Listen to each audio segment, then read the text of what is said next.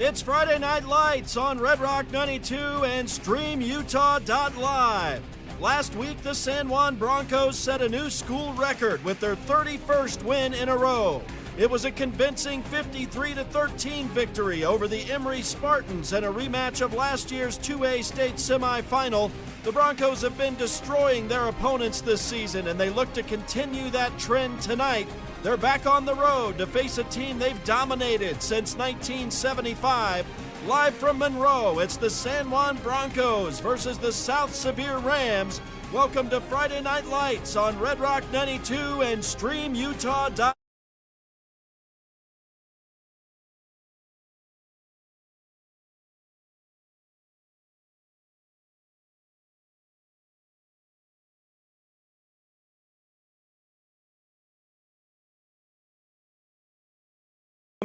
It's going to be a 2A South battle here tonight, and as you heard during the open, a series, an all-time series going back to 1975 that San Juan has dominated. It's a 32 win for San Juan and 4 wins for South Sevier, Art, going back to 1975, so this has been a traditional San Juan victory over all those years. In fact, it's been since 1980, South Sevier has only 1 win in the series, and that was back in 2013, so they look to take care of business here tonight. Yeah, and for both teams, it's that juggernaut. You know, it's hard to get up for a team that you've dominated for so many years and that you've dominated in the years past. They beat them twice last season. And then it's hard for a team that's been dominated to really get excited about, oh, we're going to play that team again, and because you get those kids that have that memory of last season. But it's also one of those that it could go sideways for San Juan if they're not careful. We saw when we played Judge a couple of weeks ago what can happen if you don't get off the bus per se, and if you don't come out, firing all cylinders. Luckily that was only 1 touchdown in 1 series that was off for the Broncos. But this is one of those games that, talking about it on the way up here, it's like, this is a season maker for South Sevier if they can take one on the Broncos. And, the Broncos have been really good in the past about not letting that lag over that, getting off the bus, hang on more than a series or 2 if they've had it. Most time they just come out and go to work. So we'll see what team shows up today over here in Monroe. Yeah, so looking at South Sevier coming in, and we'll talk with their new head coach here in just a couple minutes. Bryce Twitchell, in his first year, has a 1-5 record coming in. South Sevier is ranked 9th in the 2A RPI standings, and of course the RPI standings are strictly mathematic, but this one is probably more accurate maybe than when we were up in Salt Lake City taking on Judge Memorial, and Judge was ranked 2nd in the state. That was some early on RPI there, and it gets a little bit skewed and weird, but so far South Sevier this season, only win on the year was a 23-22 win against North Sevier, but they have had some close games.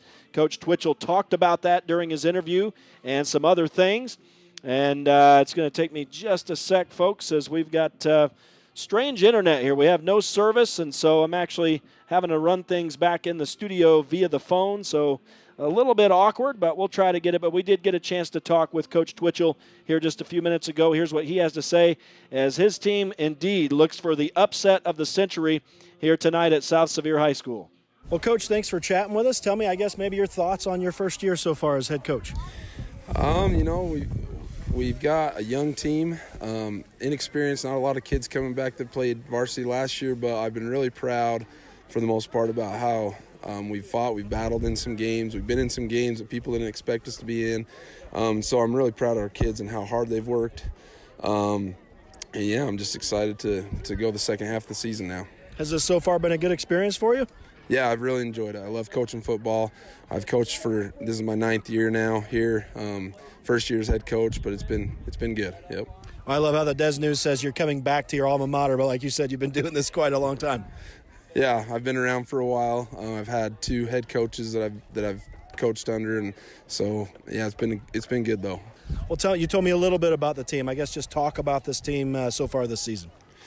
Yeah, like I said, we're young. We're starting 4 sophomores on offense and 5 juniors, and so it's really just been a learning experience, just trying to get them to be competitive and have confidence in their play, and so that's just mostly what we've been working on. We've had some heartbreakers. We lost in double overtime against North Sanpete, so we've competed, but we're young and we're learning. So. When you have, I guess, when you're not producing necessarily in the win and loss column, is it tough to get your players motivated, to keep them motivated each game, or is that something that they're doing on their own? That usually is a tough thing, but like I said, they've been in most of their games and they've kept fighting, and that's one thing that I've been really proud about this team is that they don't quit regardless of what the score is, regardless of what's happening in the game. They continue to battle and they continue to work hard and just do their best, and so that's good. What have been your main strengths so far this year? Probably our line. We've got a pretty good line again. They're young, but they've opened up some holes for us. We run the wing tee, and so we need to establish the run, and so our line's done a good job of that. But really, I think our strength is just that they continue to come back and battle every time. So, tell me about this sophomore quarterback. Yeah, Cannon Barney. He was kind of a surprise, or at least it was a surprise for all of us that he had to start. We were hoping that Kenyon Okerlund would be our starting quarterback, and he tore his ACL right before the beginning of the season. And so he really had, he was kind of just thrown into things, but he's had a really good attitude. He's been really coachable. He does what we ask him to do. And so the way that he's played, especially through the season, he's gotten a lot better. And he's doing his job, and we're proud of him and that he's stepped up as a sophomore. So cool. I know you guys all year long as coaches, as players, have had this date on your calendar. San Juan's coming. How do you prepare for this game here tonight? I think we probably had the best week of practice we've had all week, and the focus was that we just get better regardless of what's happening. We know San Juan's a great team. They've got a great program, and they've been playing really well this season, and so our focus was we just have to get better at what we do. Regardless of what they do, we're going to block better, we're going to tackle better, we're going to make sure we don't have any turnovers, we're going to play a clean game, and that's been our focus. So, awesome, Coach. We appreciate it. Good luck tonight. Have fun out there. Hey, thank you. Appreciate it. And we do want to say thanks to Coach Bryce Twitchell in his first year with the South Sevier Rams. Friday Night Lights pregame show here tonight on Red Rock 92 and StreamUtah.Live. That may sound a little bit strange. Obviously, a new official nomenclature for the website that we're on for streaming. It's a good deal, and it's going to be a lot of fun, and you can even watch videos on YouTube now. So that's kind of exciting. Just as we continue here in the pregame show, talking about the South Sevier Rams, and you heard him mention the wing tee. It hasn't been a whole lot of passing this year. We just look at the sophomore quarterback that we mentioned, Cannon Barney, 43 completions on 117 attempts. So at this point this year, maybe not a shocker that the sophomore is only completing about 37% of his passes, 5 touchdowns on the year, and 7 interceptions. But in the running game, 188 yards for Boston Palmer, the junior, leading the way on 58 carries. He's got a TD. Chase Spackman, the junior, also 43 carries for him, 187 yards, so he's right behind Palmer. Those are the two main running backs, and 1 touchdown for him as well. In the receiving department, it looks like it's Anthony Cornelius, the senior. 4 catches only this year, but 142 yards and a TD. And Boston Palmer, you heard me mention his name in the running game. The junior has 10 catches, 136 yards, and 1 TD. So maybe something along the lines of what we've been seeing from our own Zach Conway, Art, and a guy who can run and catch the ball. Both facets of the game, he might be maybe the most all-around weapon for this offense. Yeah, and I like some of the things that Coach said there in your interview. He talked about confidence, and that's exactly right. When you're a young team, when you're a team with not a lot of experience going up against a team like a San Juan, you just got to have confidence in yourself and do what you do, and that's what he said: confidence and do what we do. And that you don't want to play outside yourself; you want to play within your system. And the wing tee is a tough system for a quarterback, especially a sophomore quarterback that's kind of thrown into the mix. Anytime you get a key player that goes down with injury at the beginning of the season, man, it can just throw a team for a loop. But at quarterback in the wing tee, there's so much moving parts with that football. There's so many options to go with that football and so many reads that you've really got to be on top of your game. And as a sophomore quarterback, if you can develop that kid every year, he's going to be so good as a junior, senior. And sounds like coaches, he's working in well, doing well. Big win for them against North Sevier. That's their rival, Yeah. South Sevier, North Sevier. That was a big win. I don't think they've beaten them for the last 4 or 5 years. So, big win for them, which gives you confidence. And so we'll see what they come out with tonight. All right, that's a real quick look at the South Sevier Rams. The hometown team tonight is not homecoming. They had that last weekend but it is a game that they've been looking forward to all year. Obviously, the defending 2A state champions here in town for the third straight time, or the second straight year, I guess. They came and played on San Juan's field for the playoffs, so they must have considered that a trip. They made San Juan come back here this year, so that's part of the reason why San Juan only has 3 home games this year, is we're here for the second year in a row. And so here on the South Sevier High School football field in Monroe, Utah. We're going to take a quick break. We'll continue the Friday Night Lights pregame show when we return. We'll talk about the San Juan Broncos. Stay with us. It is Friday Night Lights on Red Rock 92 and pictureitpalmer.com. At Energy Fuels, creating opportunities and participating in the local community is important to us.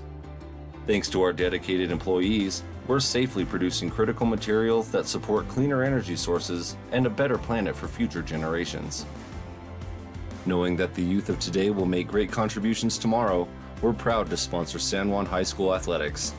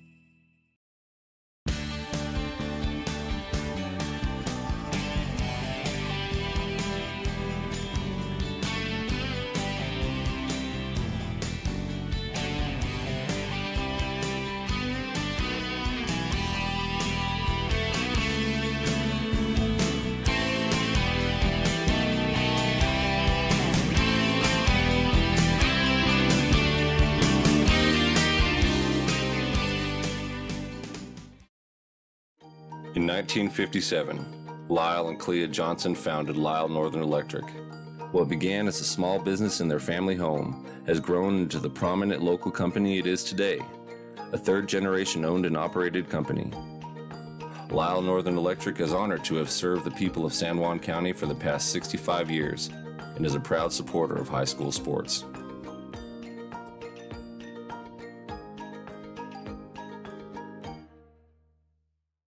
Hi, my name is Sean Ivins.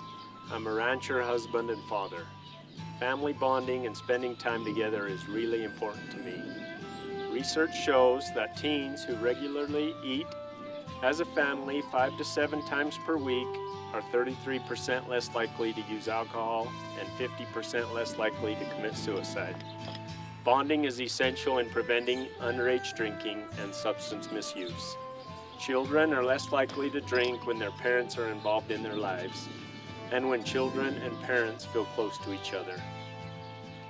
Take time daily to talk with your kids about their interests and activities and maintain at least a 4-to-1 ratio of positive comments to negative ones. I love calling San Juan County home. It is vital that we work together as families and communities to make this a safe and healthy place for our youth to live. Together, let's do this.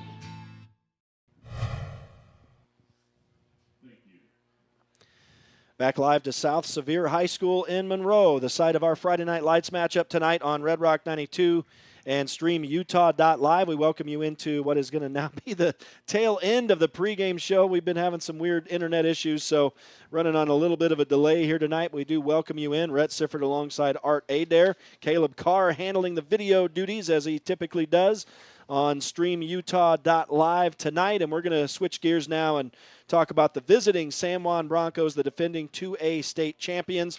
Of course, they come in with the 6-0 record, 1-0 in the 2A South. And they've won 31 games in a row, setting a new school record. They are now sitting alone in 5th place in the history of high school football in the state of Utah. So that's a good mark. And we'll talk here with head coach Barkley Christensen as he has moved to 57-19 in his career. That's a pretty good mark in his 7th year. Obviously, the main thing for him this year is looking for that 3rd straight state championship. Let's hear what he has to say as his team gets set to go against South Sevier tonight. Well, Coach, now you got past that winning streak mark. You've got your own set. Can you guys, I guess now, is it easier to move on and just kind of have the rest of your season? You'd think, and I wish it was.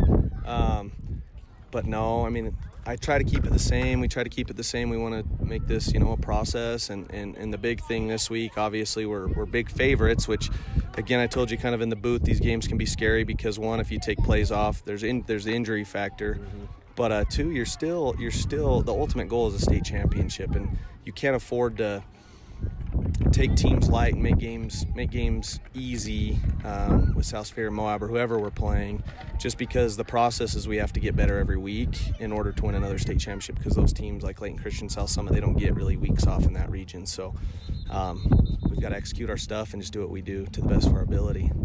Yeah, you guys have to approach it every week the same, regardless of how many points the spread is or whatever the hype is and all that.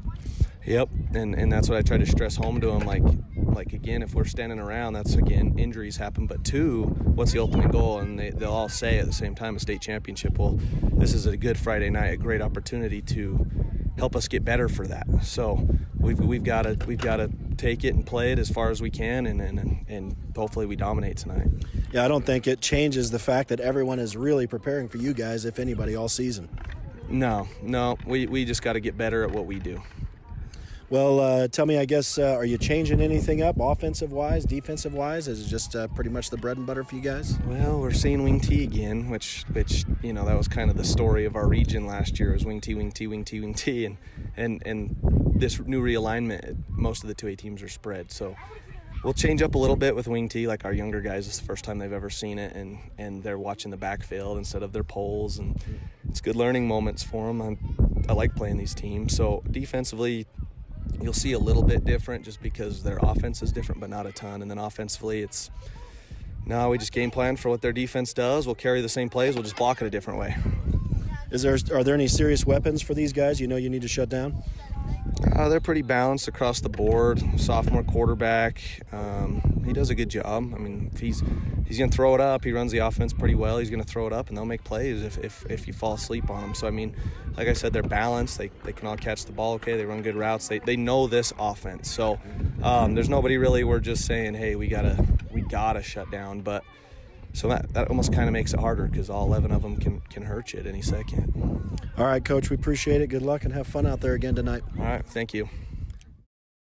And we want to say thanks to Coach Barkley Christensen in his 7th season with the San Juan Broncos. 57-19 mark as his team taking on the South Sevier Rams tonight, and we are actually underway. So that interview spanned the whole coin toss and everything. We'll continue to talk about the Broncos, but we've actually officially entered the broadcast now as we are underway. San Juan kicking off as the Rams won the toss and elected to receive. I think, Art, that's a smart decision. Maybe at least even if they're not able to score, at least slowing down the offensive juggernaut that is the San Juan Broncos to start us off tonight. And they have the football at their own 10-yard line. They actually muffed a reverse attempt on the kick return, and now the ball is on the turf. The Broncos are going to recover. It looks like they're all signaling they have it. They've got a player coming up. They're going to signal that the running back was down. So that is a break for South Sevier. They'll keep possession, and it's a 4-yard gain or a long 3-yard gain for the running back. That is number 3, I believe, on the carry that time, Boston Palmer. And when you talk about, South Sevier and the wing T, and Coach Christian alluded to it, a lot of his younger players have never seen it. This is a very integral offense that the ball can go 3-4 different places at the snap of the ball, and they're going to do some motion, and they're going to run. They're going to pull to a guard and a tackle. They're going to pull the guard. So you really have to follow the ball and follow the pullers to where the ball's going. All right, so 2nd down and about 7 and a short gain up the middle. That's some hard-fought yardage there in that front area, and it won't be very much for South Sevier. Is that Palmer carrying again, I guess? A couple yards for Palmer. So 3rd down for South Sevier, and about 5 to go. They've got the ball across the 15 to the 17-yard line. They need to move it to the 20. And if they can extend this drive, Rhett, by taking the ball, what they're doing is they're saying, hey, we don't want San Juan's offense on the field to go down and score quickly. We want to run that clock because that's what the wing T is built for. It's built for sustained drive down the field, get 6, 7, 8 minutes off the clock. And so here we go, a big third down already, and now a reverse attempt, I think, in the backfield, and this ball is on the turf. They still battle for it, and South Sevier is able to recover it, but that was ugly in the South Sevier backfield and nearly resulted in the first turnover of the game, but it'll be a big loss of yardage. About 8 yards lost on the play, and so the Rams already facing a punting situation deep in their own territory. And that's one of those things with the wing T. You're going to hand it to that up back, and then he's going to hand it off to the wing back who's coming around the formation, basically a reverse. But Taylor Black is in there so quickly from his nose guard position that he tackles the guy immediately, and the ball's fumbled. Yeah, and so I didn't see who it was who was attempting the handoff, but they will line up in the punt, and they've got a decent kicking game, I think. This ball's going to come down around the 35 of South Sevier, and San Juan will step away from it and let it run or let it roll all the way to midfield. You can go ahead and say, okay, I guess that was about a 50-yard punt or 45-yard punt. And so out near midfield at the 48 of South Sevier, San Juan's going to take over. And so we'll see the San Juan offense for the first time tonight after South Sevier couldn't get it done on their first possession. Nearly fumbled twice. And we're able to at least earn a fourth down and punt the ball away instead of giving San Juan the ball inside their own 10. But the Broncos take over on the Ram 48. And we'll see Parker Snyder faking the handoff to Conway. And now a flag flies in the linebacker area for South Sevier. If the play stands, it's a beautiful pass right across the middle on a slant to Ivins. It would go for 12 yards, but we'll see the flag is going to be a hold on San Juan. So, Art, that's something that we've seen the past couple weeks is the Broncos struggling in the penalty department a little. Yeah, they've, unfortunately it's always the 10 or 15-yard version penalties as well, so they need to be really disciplined in that area. The other thing is watching some film on South Sevier, it looks like they ran a 4-2-D most of the year, and it looks like they came out in a 3-3 stack. So it's going to be interesting to see if they don't get a holding call, San Juan, how that run game and that pass game lines up, because anytime you only put 6, and now they're in that 3-2 basically with that outside linebacker playing out here. But anytime you only put 5 guys in the box, that's a running team's dream. So here we go. A second down or second play from scrimmage, which is technically first down and about 20 after the penalty, is going to be a short yardage run for Snyder. He'll move it ahead to the 45. San Juan on their own side of midfield now after the penalty. And that's just a 3-yard gain for the quarterback.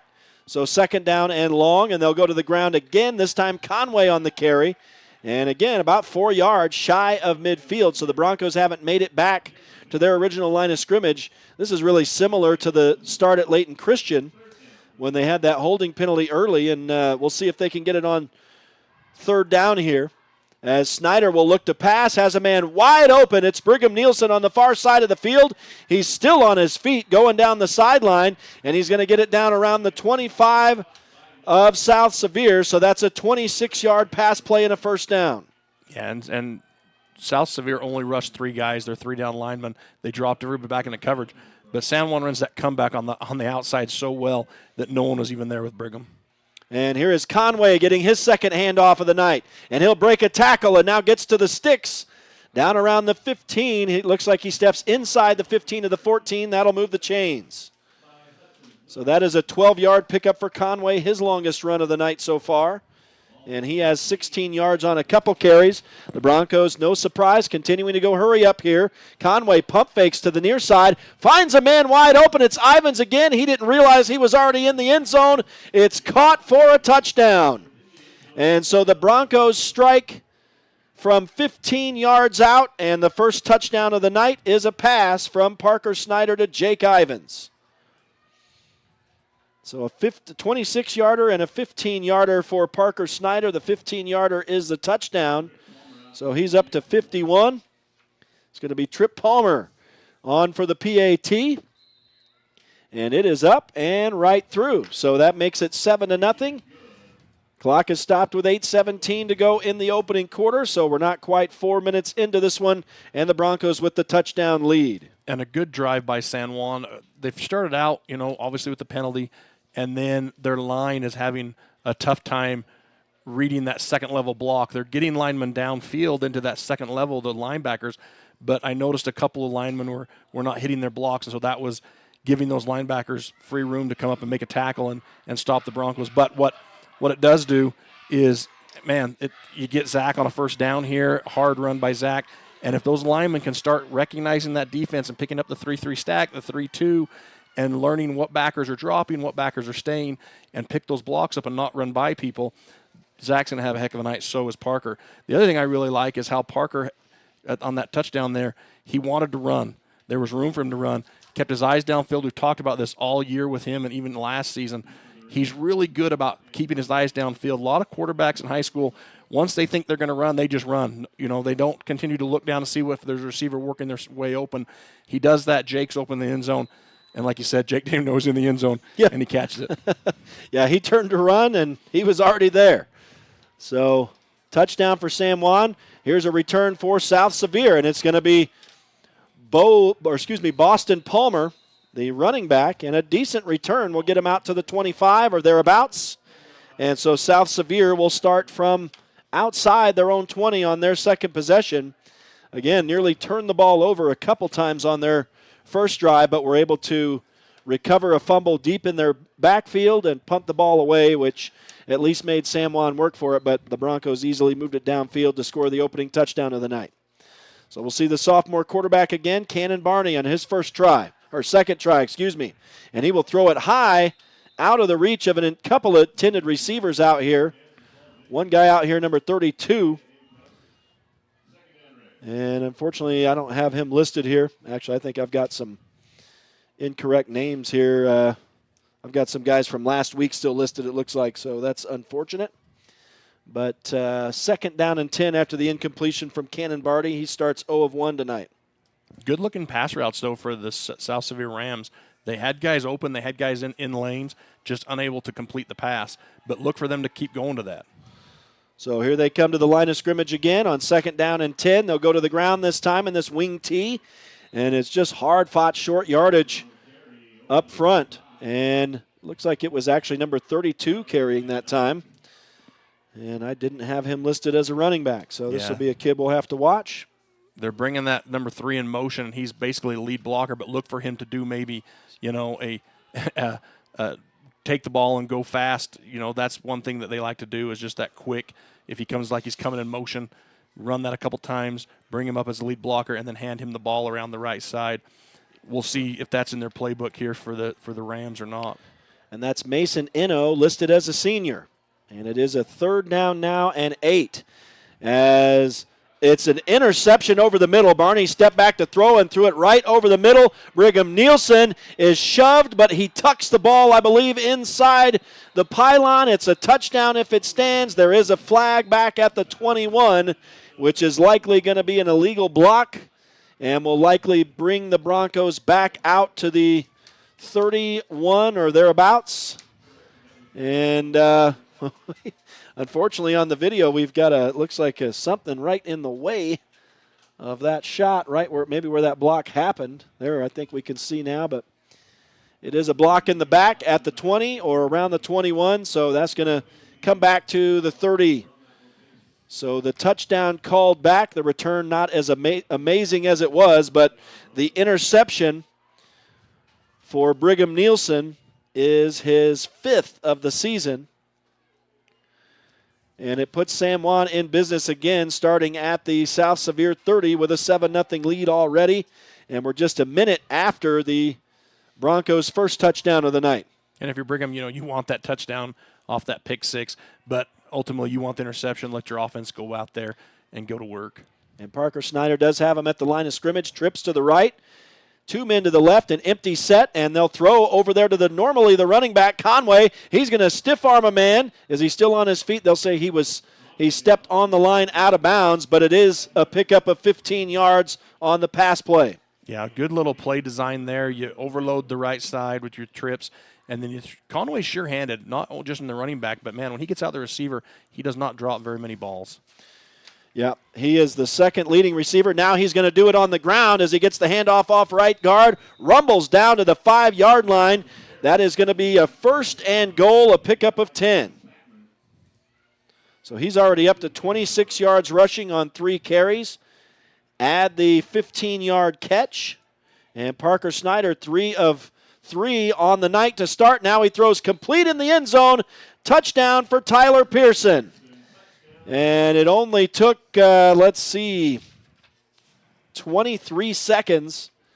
Sorry, actually just 20 seconds. And the Broncos score the second touchdown of the night. And they lead 13-0, 6:53 to go in the opening quarter.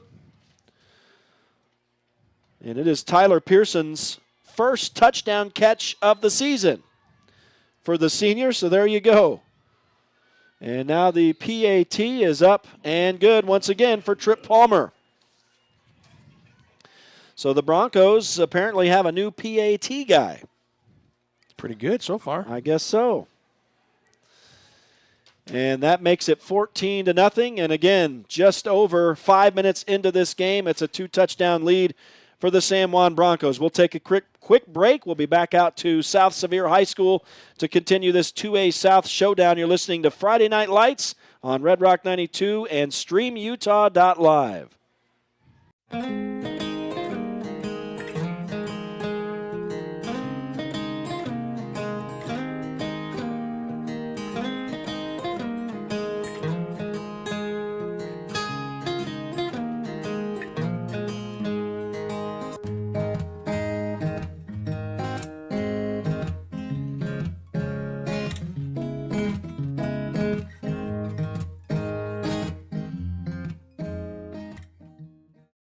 South Sevier High School. Rhett Sifford and Art Adair with you tonight as we get back underway here. Friday Night Lights on Red Rock 92 and StreamUtah.Live. Here's a big hit on the return for South Sevier as once again it's the running back Boston Palmer returning, and he gets another good return out across the 25 to the 26 this time.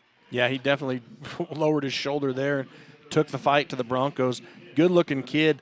I wonder how long they're and now he tucks it in, but the first couple of series he's had his back plate exposed, and there is a uniform rule in high school football, so that's a penalty. So hopefully he's got that under control because he had good-looking athlete number 3, Boston Palmer. Yeah, he's definitely probably the main weapon on this offense. We'll see if he gets the ball here.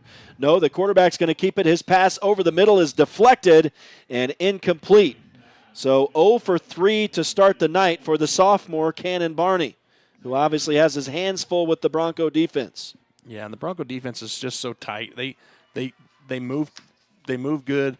They close well. They're so fast. Their backers, even their linemen. I mean, you look at who they got playing ends right now. You got Zach Conway. You got Jayton Ivins. Both just speed demons, and that's what you have to as a lineman, you have to fight against that guy, and you're not that fast. So it's going to be a long night for those interiors.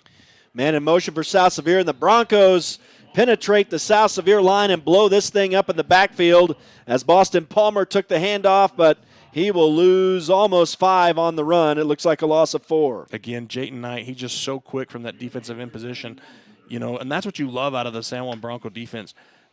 They've got a ton of big guys they'll bring in on third down that are just lane fillers and run stoppers, but they've also got these quick guys in J.D. Palmer, even Black out here, number 55. That kid is quick on his feet, and they can make moves, and if you can get that offensive lineman on the first move and get in that gap, your success rate's 90% on making a tackle, and they're just really good at what they do up front, and it's hard for teams to run on them.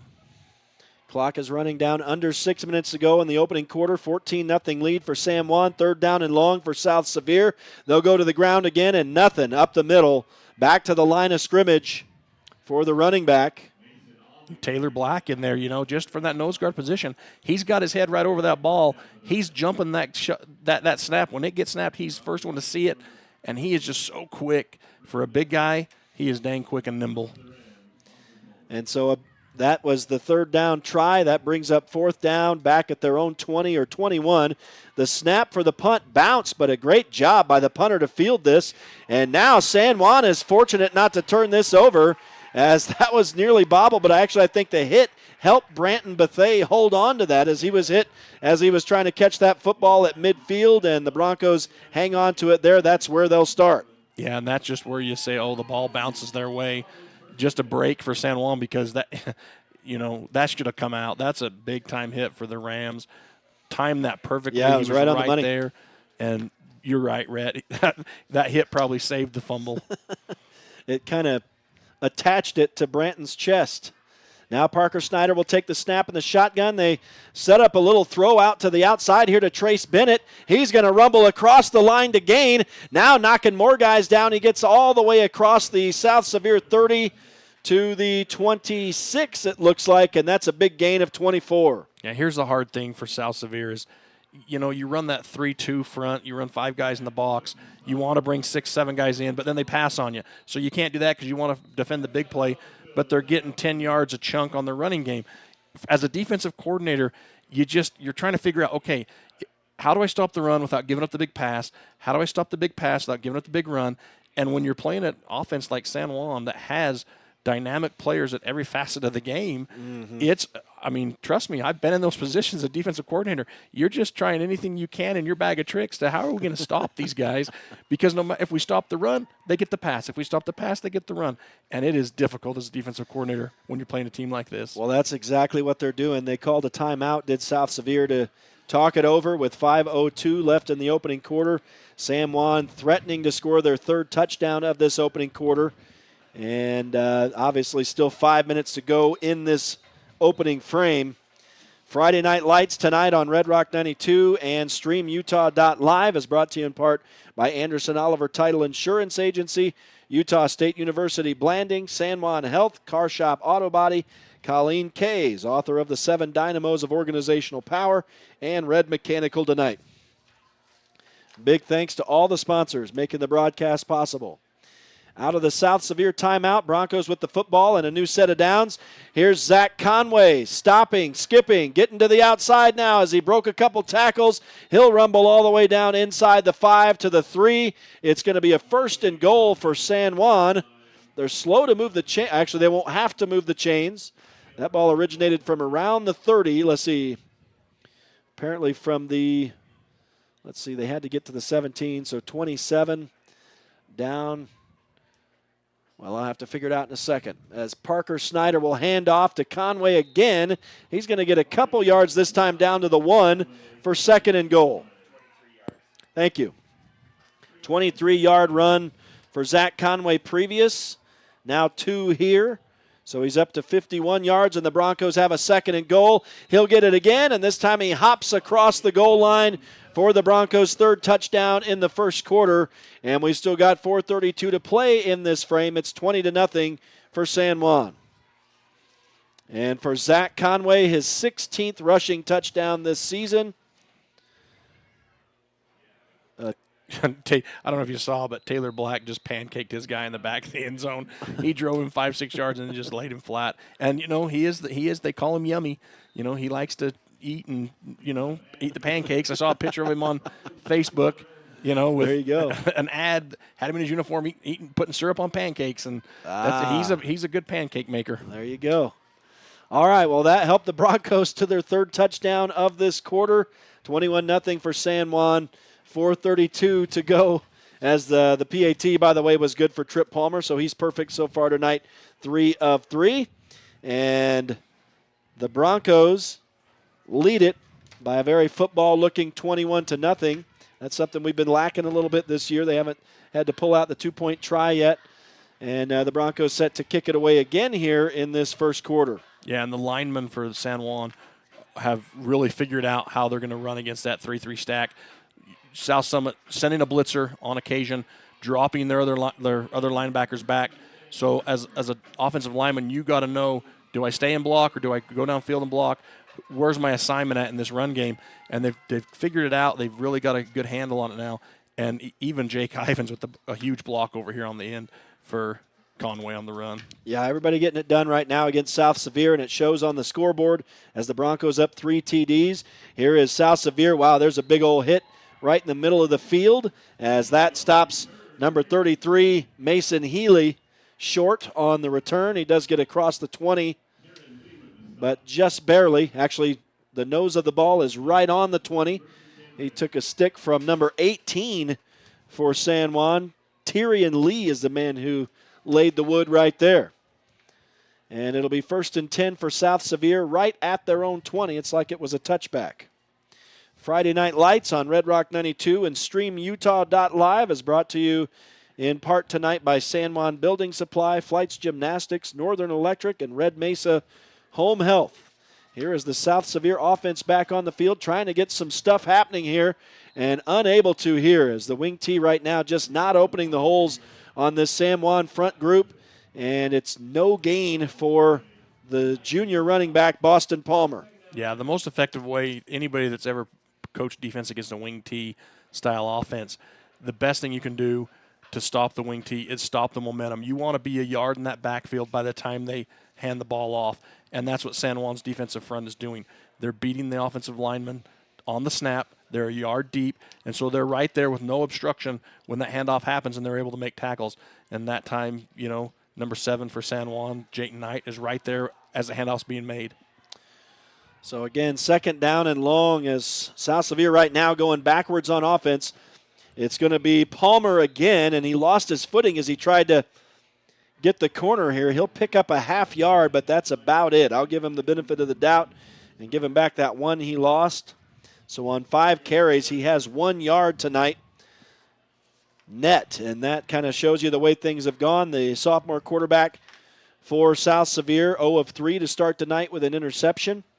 So right now they're not showing a whole lot of confidence going to him in the passing game either. And we're winding the clock down now, around 3 minutes to go in this opening quarter. 21-0 lead for the visiting San Juan Broncos. South Sevier with the football, and they'll split 2 guys wide to the right, one in the slot back position to the right. And it was Boston Palmer in the backfield. He'll take a pass. They tried to set up a screen, but all his blockers left him alone, so he makes the catch, but it's only going to go for 1 yard. But Cannon Barney completes his first pass of the night. So he's 1 of 4 for 1 yard now. And do I possibly smell a little rain in the air? That can't be possible. It doesn't look like it. I don't know what's going on. That was a good play design by South Sevier. Nice little screen, but San Juan just snuffed it out and didn't let anything develop. But a great point to run that screen right there. If you're the Rams, you're not getting nothing going on your offense. Try something else. And they'll be forced to punt for the 3rd time tonight. And this time the Broncos almost got to it. And guess what? Branton Bethea signaling for the fair catch at midfield this time. He didn't want to take another hit while he's like, I can't catch it if they hit me when I'm trying to catch it, coach. Well, call the fair catch. There you go. Yeah, you get a little antsy when you get lit up once or twice, don't you? Yeah, no, just, I think that South Sevier, they're really going to have to come into their bag of tricks here, either with some trickeration with the wing T, because like we talked about, the wing T is, if you can't run against this defensive line for San Juan, you're going to be less effective in your offense all night. You've got to have something else in the well. Well, the Bronco offense has had no trouble, and they've been on the field a good portion of the night. They're on here again, and here's Javen Montella. We haven't called his name since the first quarter last game, the homecoming game against Emory. There is a flag out, but if the play stands, it's a 20-yard pickup on this pitch and catch, but they've got a flag at the 42 since it's going to be a hold, but since that occurs beyond the line of scrimmage, it's from that spot. Is that correct? Is that what we understand? Or have we still not grasped the holding penalty this year? So I have been over this and gotten instruction and diagrams, and I still don't understand the holding penalty, and I think the officials will They're get trying it right. to figure it out, too. They'll get it right, though, Now, so I think they are going from the spot. Have they moved it back? I thought it was at the 4. They did move the flag back. So it would be a 5-yard catch, I think, and then a 10-yard penalty from there. So, obviously my stats are always unofficial, and they're unofficial here. It's going to be it's a replay of first down. So the pass can't count. As Parker Snyder fakes to the near side and then sends it back the other way to Brigham Nielsen. He makes the catch, and it's going to go for 16 yards. But a late flag comes in. That will move the chains if it stands. The late flag would tend to maybe be on the defense. Came way in from the back, Judge, too. Again, if the play stands, it's a 16-yard pass. I'm in confusion as to why we repeat first down after that holding penalty, and also get the yardage. It is a face mask against South Sevier and a personal foul. So that'll be 15 yards tacked on to the 16. So we'll call it, it was a 16-yard play. So, again, my stats are going to be unofficial. I'm just going to give Snyder a 16-yard completion to Nielsen there. And Javen Montella won't factor in as of yet. Here's one that was almost eluded Nielsen, but he stepped back to grab that ball out of the air. Now a late flag here, but if he ran it into the end zone for a touchdown, but I don't think it's going to stand. I think it's going to come back as Both teams racking up the penalty yardage here now still in the first quarter, down to 97 seconds to go. It's a block in the back penalty against the Broncos. That's the second one tonight. The first on, was it a punt? It was an interception return. That's right. And that got called back on a TD. Now this, what would have been a 26-yard touchdown pass, is coming back for a hold. So they get the yardage, but then we repeat first down. Is that right? That is just weird to me. So I don't know how to score that. I have no idea how to score that. And it's going to be first down and 4 from inside the 20. Oh. Wow, big hit as that ball was separated from the intended receiver, Tyler Pearson. Man, he took a big pop in the secondary right there. Incomplete pass. Yeah, that was a ball separator for sure. He had the ball, and that Ram just came up and made a big-time perfect hit. Hit him like a ram. 93 seconds to go in the opening quarter. 21-0 lead for San Juan. Snyder hands off this time to Conway, and he'll spin down to the 14, and that will move the chains. That's a pickup of 5, and the Broncos have a new set of downs just inside the South Sevier 15. And first and 10. Here's Parker Snyder in the shotgun, throws an interception over the middle as he tried to throw it into the end zone.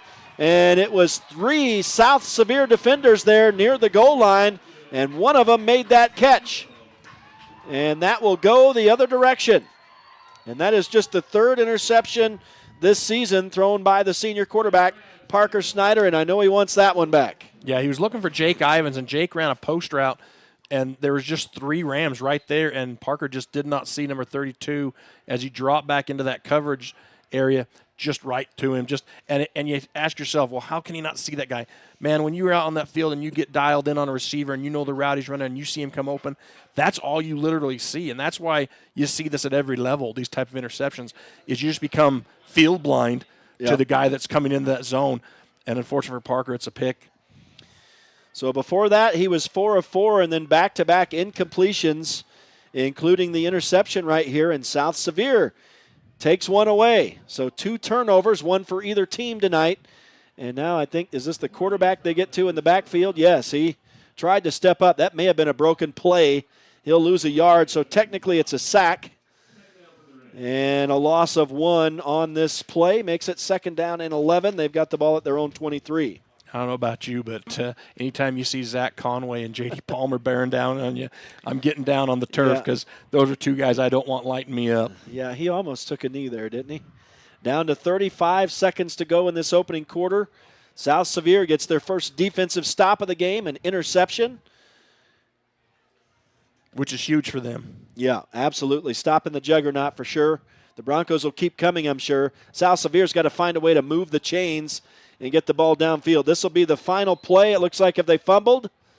They did fumble, but they may be ruling them down again. Let's see. Do the Broncos get the takeaway? They do. Who recovered that fumble? If we could look here on the replay, see who gets the fumble recovery. So South Sevier commits their 2nd turnover of the game. And it is Javen Montella who gets his first fumble recovery of the season, I'm sure.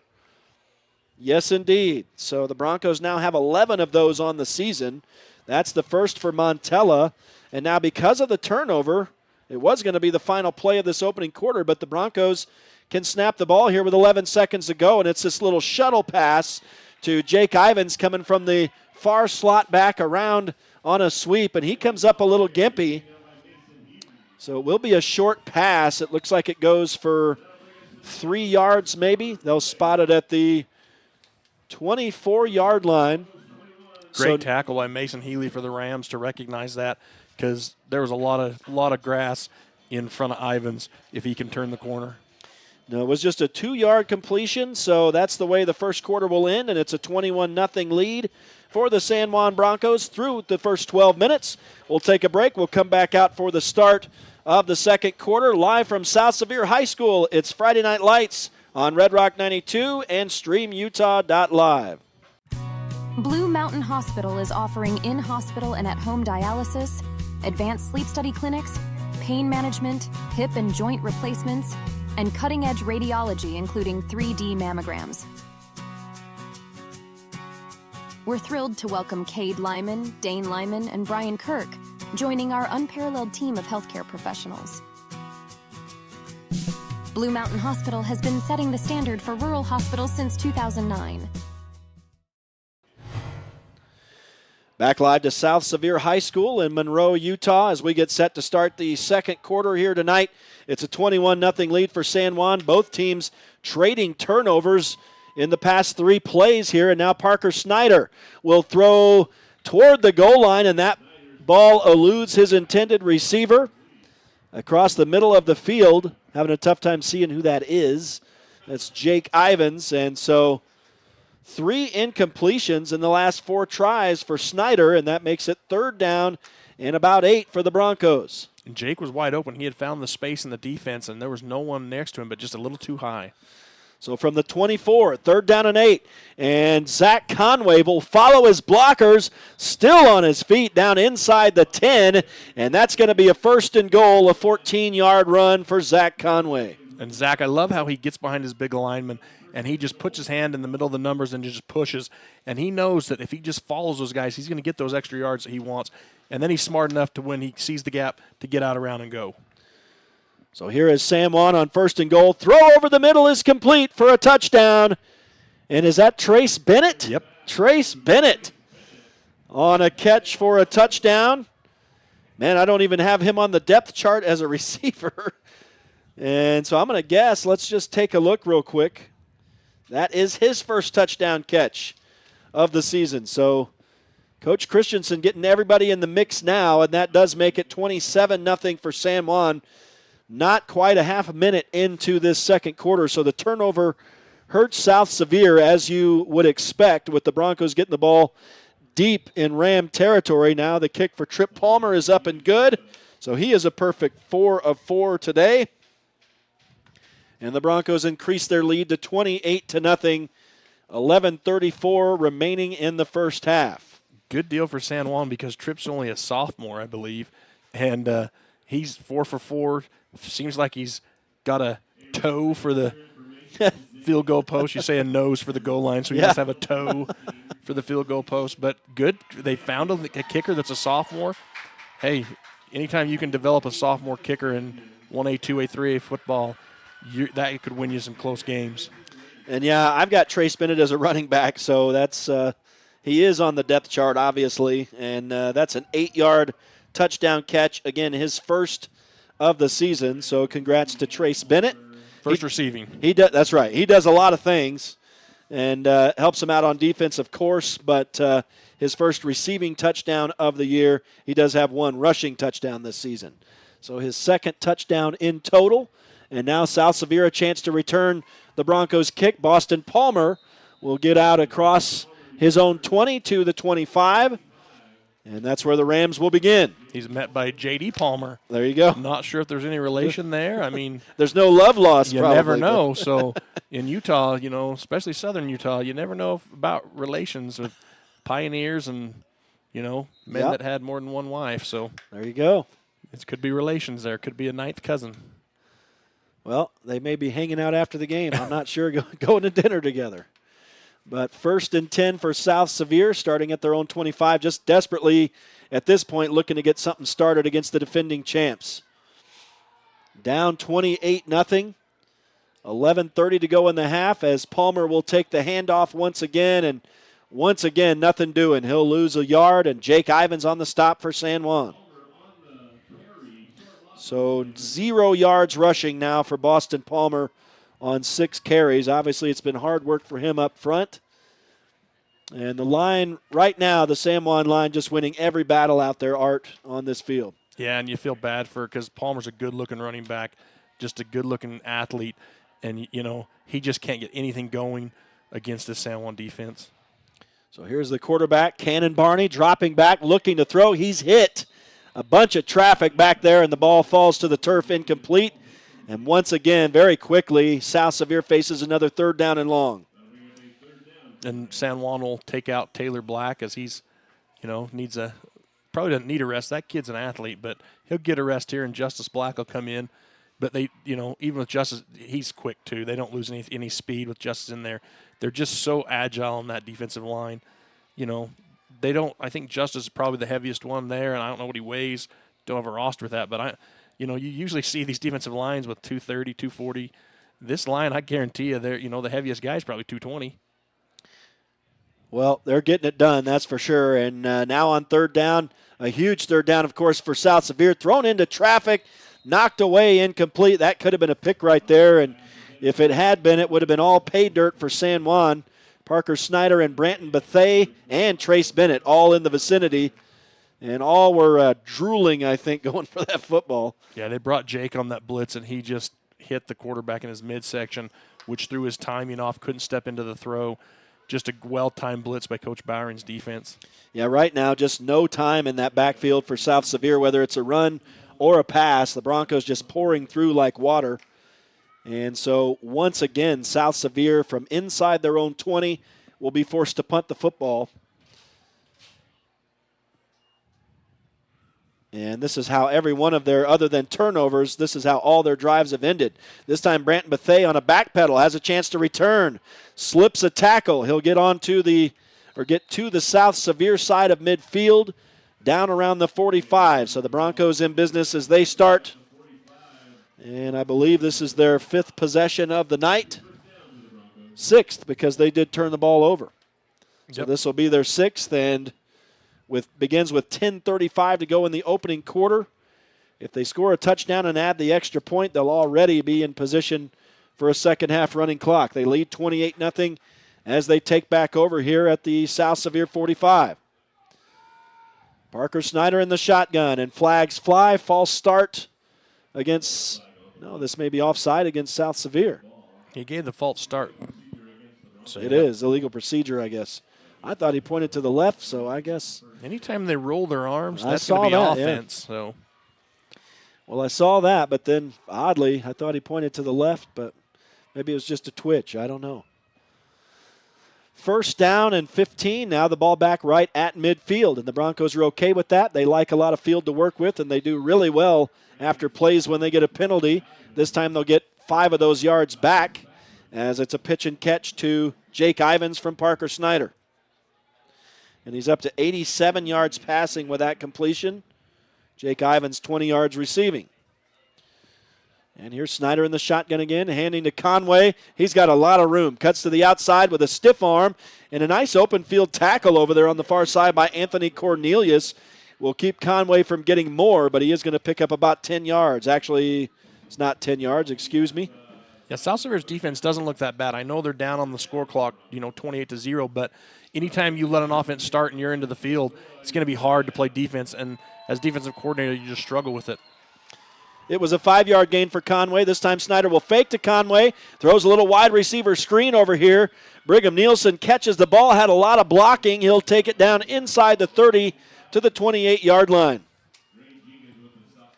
So that was a pickup of around 12 yards and a first down for San Juan. And Brigham Nielsen's 3rd catch of the night. I'll have to tally his yardage here shortly. We're down to 9:30 to go in this opening half. Parker Snyder pump fake to the right. Doesn't find anybody open to the left. Now late throw to the end zone is off the hands and chest of Brigham Nielsen, out of bounds as he holds his head in his hands. He thought that he should have had that, probably should have, but an incomplete pass brings up 2nd down and 10 from the 28. Yeah, that was a perfect pass by Parker. Put it right in the breadbasket. Double coverage out there by the Rams. He put it right in front of Brigham, and unfortunately, sometimes when you put it right where it needs to be, that's the worst place to put it. Worst place you can hit a receiver, in the hands. Make him work for it. Here's Conway with the handoff. Off left tackle he goes for 5 quick yards for San Juan. It'll be 3rd down and 5 at the 24. 82 yards rushing now for Conway. San Juan's 3 for 3 so far on 3rd downs. So this is a 3rd down. Looks like they only gave him 4 yards on the carry, but close enough. They've got the ball spotted at the 25. Here's Snyder rolling out. Trace Bennett can't handle the pass as he looked to run upfield, looked to turn and run before he secured that ball. So make it 4th down and 6 now for the Broncos. Back-to-back incompletions for Snyder. Yeah, and that'll go in his stat book, but really those are good passes. They should have been caught. And as a receiver, you got to help your quarterback out. Anytime he gets that ball where you can take it, you got to focus, catch the ball, and then run. So the Broncos failed to convert third down, and now they'll face, I think, their first fourth down of the night. Yes. So it'll be 4th and 6. They've got the ball spotted at the 25 of South Sevier. Little hard count, doesn't make him jump. Snyder will throw over the middle complete, but there is some yellow laundry on the field. You're going to get an illegal procedure. Zach was not set at the snap. So we could see that live, and that'll move it back 5, and it's going to end up being 4th down and 11. Back at what appears to be the 29-yard line. Actually, no, that's going to go back to the 30, so it's going to be a 4th down and 12, pardon me. They could move the chains if they get to the 19, or maybe it's closer to the 18. Tough to tell. But the Broncos, I know this is 4-down territory, and the offense having to work for it a little bit here on this drive. Parker Snyder has a lot of time. Now he'll step up to the line of scrimmage. Stays behind it. Can't find anybody. He's scrambling. And now he'll throw on the run. Incomplete. Through the hands of the intended receiver. Is that Conway who was downfield? And he comes up a little limpy. It was Conway, but that is going to turn the ball over on downs to South Sevier on 3 straight incompletions. And the Rams get their second defensive stop of the night. And that's a big one that keeps it from moving into a running clock scenario in the second half. We saw that happen against Emory last week. I mean, there's still a lot of time left on the half here with 8:41 to go, but late in the first half, they eluded the running clock, and that kind of gave them a better shot in the second half. At least, I mean, if you start the second half with the running clock, it's tough. It's really nigh unto impossible, I think, to come back. But if you're the Rams, that was the best scenario you can get. You're aided by a couple of penalties, but then you play great defense there on a scramble drill by Parker, and you don't let his receivers get open and make the catch. So here comes the offense, and now for South Sevier, the ball on the turf again. And again, San Juan saying they have it, and they do. And we'll have to look to the replay to see. I think it's 26. I think Zach Conway. Conway, after missing that pass, wanted to redeem himself and gets a fumble recovery, we believe. Yep. So Conway has the football and the fumble recovery, so the Broncos right where they left off get the football back. How demoralizing for the Rams. You have a great defensive stand, and then you come out and give the ball up on the first play. And for Conway, his second fumble recovery of the year, and he will not get the handoff as Snyder keeps it himself. Probably a little bit upset after those incompletions, and he rumbles down near the goal line, and they're going to rule him down at the 2. So it's going to be 1st and goal, as that started out at the 29-yard line, so that is a 27-yard run for the quarterback. You're exactly right, Rhett. Parker's one of those kids that, man, if it's something goes wrong, he's going to make up for it. He's one of those guys that puts it on himself and goes and does what needs for his team. Well, he's going to be selfless this time as he hands off to the running back, and Zach Conway slips into the end zone untouched off left tackle, and that is a touchdown for San Juan. Makes it 34-0, 8:11 to go. So, again, if you're South Sevier, you know the offense is not working. The last thing you can do is turn the ball back over to San Juan deep in your territory, and that's exactly the sin that they committed. And both times it has bit them hard. The Broncos turn it into a touchdown again. And the PAT is good again by Tripp. So Tripp Palmer is obviously the go-to man in the kicking game right now, and he does make it a 35-0 lead. So if the Rams are unable to put points on the board here in this first half, the third quarter will begin under running clock rules. And so for Zach Conway, his second touchdown on the ground tonight and his 17th on the season, as the Broncos made quick work of a South Sevier fumble, turn it into 7 more points.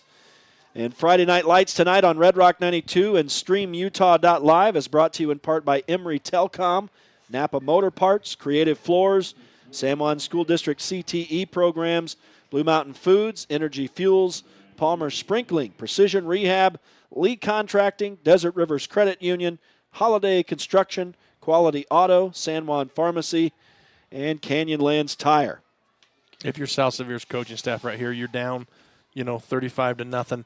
You're trying to preach to your kids, hey, we want an established drive. We want to put points on the board. Forget about the scoreboard. Let's just go out and get an established drive and do what we do best. And San Juan actually going to kick the ball out of bounds here. So we talked Trip Palmer up a little bit too much maybe, and he boots it out of bounds this time. So that'll be a 35-yard line start for South Sevier unless they force the re-kick. We don't really see anybody forcing the re-kick anymore. So no, I think it's good to take it at 35. And you know what? I'm okay with a kicker kicking it out of bounds. I'd rather have a kicker that can make a PAT and field goal. And kick it out of bounds, yeah. Every once in a while you're going to get the ball bounced the wrong way. But like I said before, I think if you're South Sevier here and you're the coaching staff, you're just trying to build those kids up. You're trying to say, listen, we want to go out one play at a time. Let's gain positive yards each play. Let's keep the ball. Let's, anytime you have a couple of turnovers in a game, which they've had 3 now, it gets in your psyche. And so they really need to just make simple things for these kids.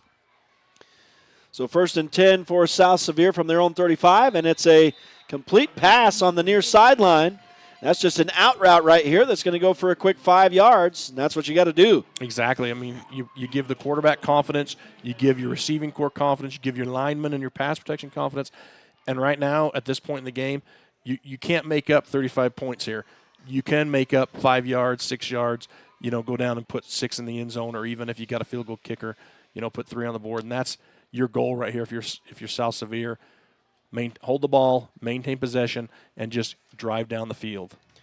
So 2nd down, and they give him 4, but I'll give him 5. And now, wow, hitting the backfield by J.D. Palmer. Right as, I think, was it number 5 who took the handoff there? Trevor Jenkins. Yeah, they've got him listed as a senior running back. I mean, he got swashbuckled in the backfield. And it is no gain on the play. J.D. Palmer with the big hit. And that's where, as a running back, you go up to your lineman, and they're bringing out that lineman that just let him waltz right by him.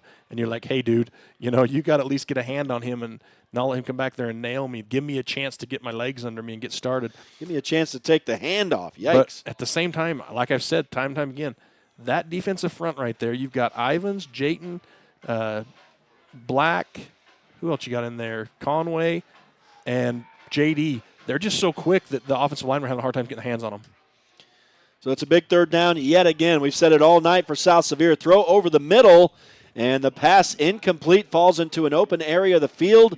Maybe intended on the play that time, Anthony Cornelius, but it was about 5 yards short for him. So that'll be another 4th down for South Sevier deep in their own territory. Good coverage out there by the junior, number 23, Josiah LaPalmer. But so much pressure on the quarterback, he just doesn't have time to set his feet, make a good throw.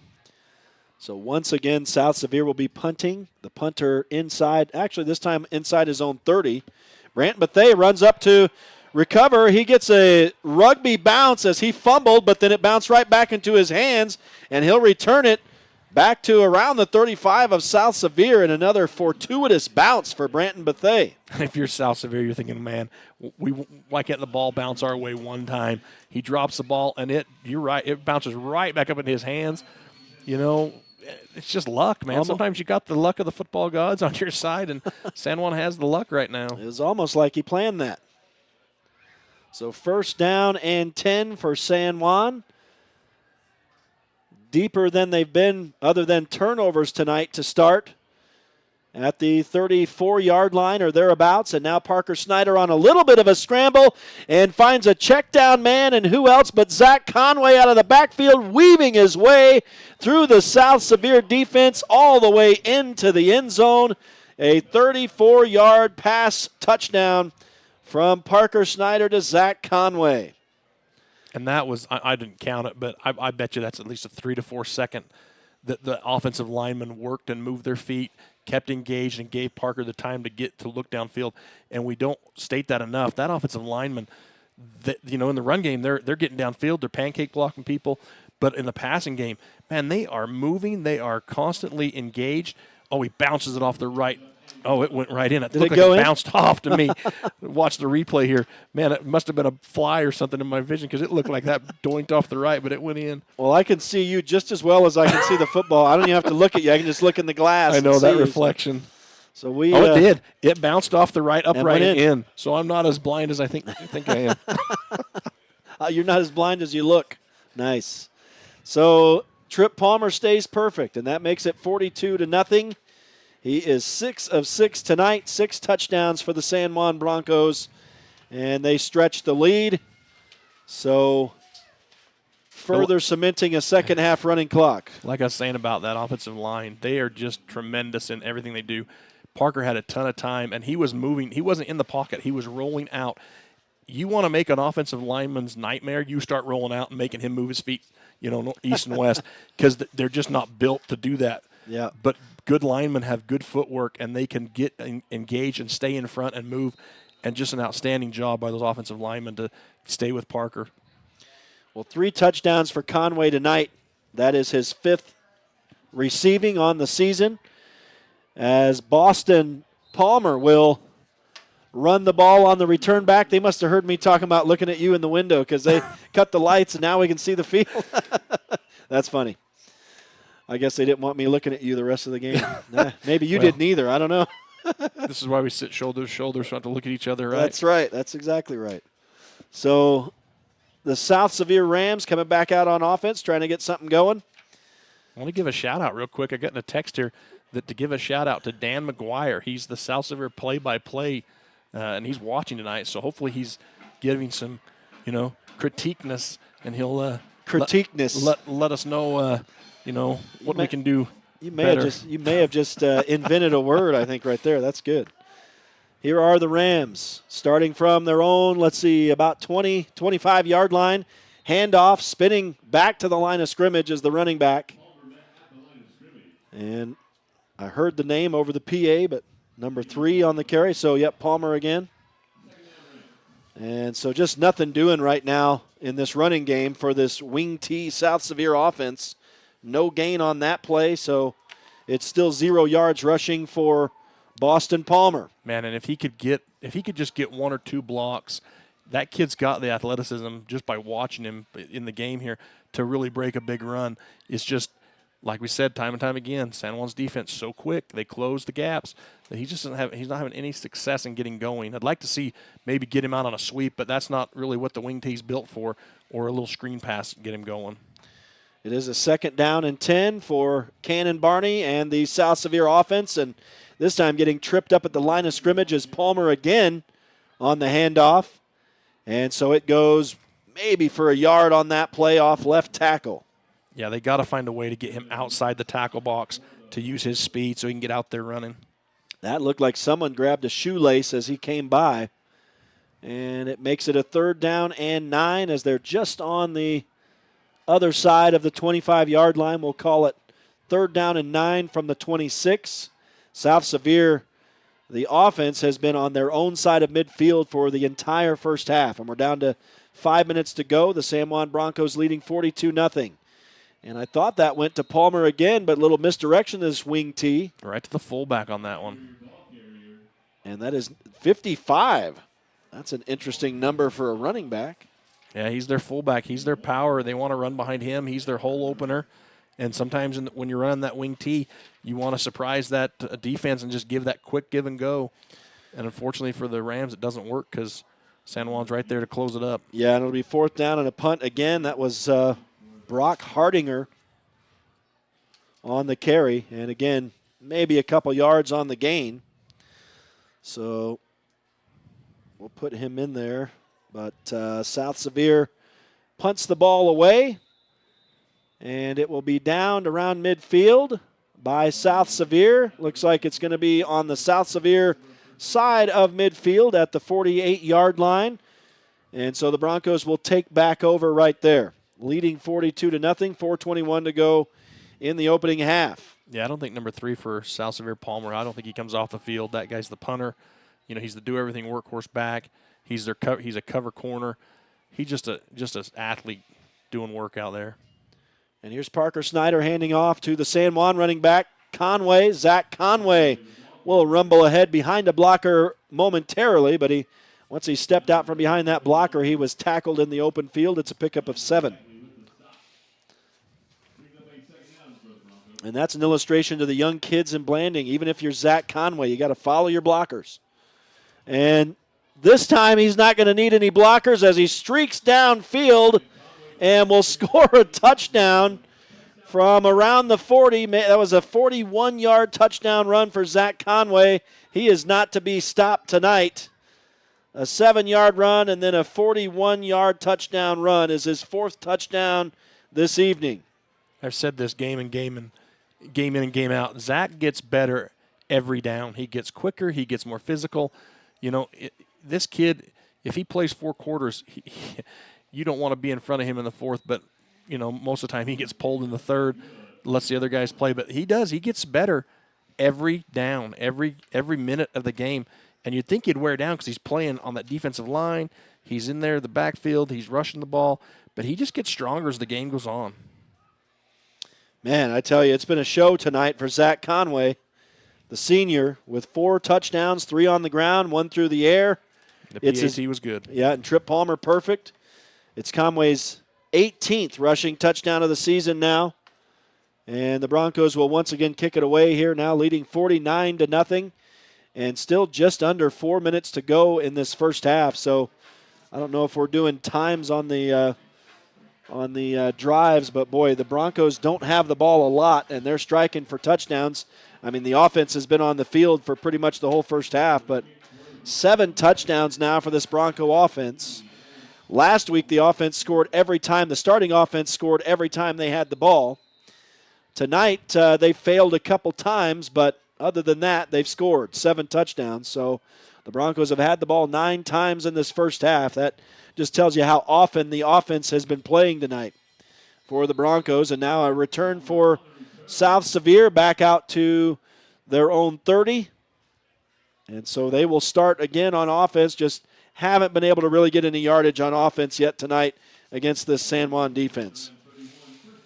Yeah, and, like we said, number 3, Palmer, he just needs more supporting cast around him. He needs some kids to step up, the linemen, to really get in front of those, come off the snap, come off the ball quicker, get in front, make some lanes, and I think he could really do some damage here with his feet. He's the returner, he's the punter, he's in the backfield. The kid, I think he can get it done. He just needs some supporting cast. Yeah, right now the line is where it's happening. The San Juan line is winning all their battles, and no time in the backfield for quarterback or running backs for this South Sevier offense. Trace Bennett makes a tackle over here on the near side as it was a 1-yard pass from Cannon Barney to Anthony Cornelius. So he is now 3 of 9 tonight for 7 yards, and that is all the offense so far for South Sevier. In fact, they have negative 1 yard rushing, so it's so far 6 yards of offense unofficially by my stat sheet here in this first half, and it is truly unofficial. But 2nd down and 9 for South Sevier is official from their own 32. And they will go up the middle, and that may be their biggest run of the night as Palmer, was that Palmer carrying? It doesn't look like it. Yeah, it was Palmer. So he's going to get, looks like about 6 on that carry. So Boston Palmer with his biggest run of the night. And that makes it 3rd down and about 4. So an opportunity for South Sevier on 3rd down. They've yet to succeed on a 3rd down try tonight. And so a huge 3rd down for this South Sevier offense just to get something going, give themselves a little bit of confidence here tonight against this San Juan defense. And they'll keep it on the ground, and it's only going to be maybe a yard or 2 for Palmer on the carry once again. Just tough yardage carries with this wing T style, Art. Yeah, like we said, and beating a dead horse here, but the wing T is built to run between the tackles, and when you can't do that, it's hard to get anything going. It'd be interesting to see, if the South Sevier coaching staff, if they have any trickeration or anything in their bag of tricks here, or if they have a different formation they can run out of. They have had some passes that looked good, just the defense was in there too quick that the quarterback couldn't get the throw. Right. But they've had some chances, I think. Now South Sevier will send a man in motion. That's Cornelius. They'll send him in motion all the way to the far side of the field, actually. And eventually, it looks like Coach Twitchell is just going to call a timeout. I don't know if they were trying to get San Juan maybe to jump here on 4th down, obviously. And so that didn't work. They'll call the timeout with 96 seconds to go in the half to talk it over and maybe punt it away here. That's a coach that wants to see how the defense reacts to the long motion. How do they come over the top and react? San Juan's not playing anyone deeper than 6-7 yards. I mean, they are really tight in the box. They're not respecting the pass. And I think that right there is, okay, let's see what they do if we go doubles out here. We bring a guy crest motion. Do they drop a safety? Do they send a backer? Who are they covering with?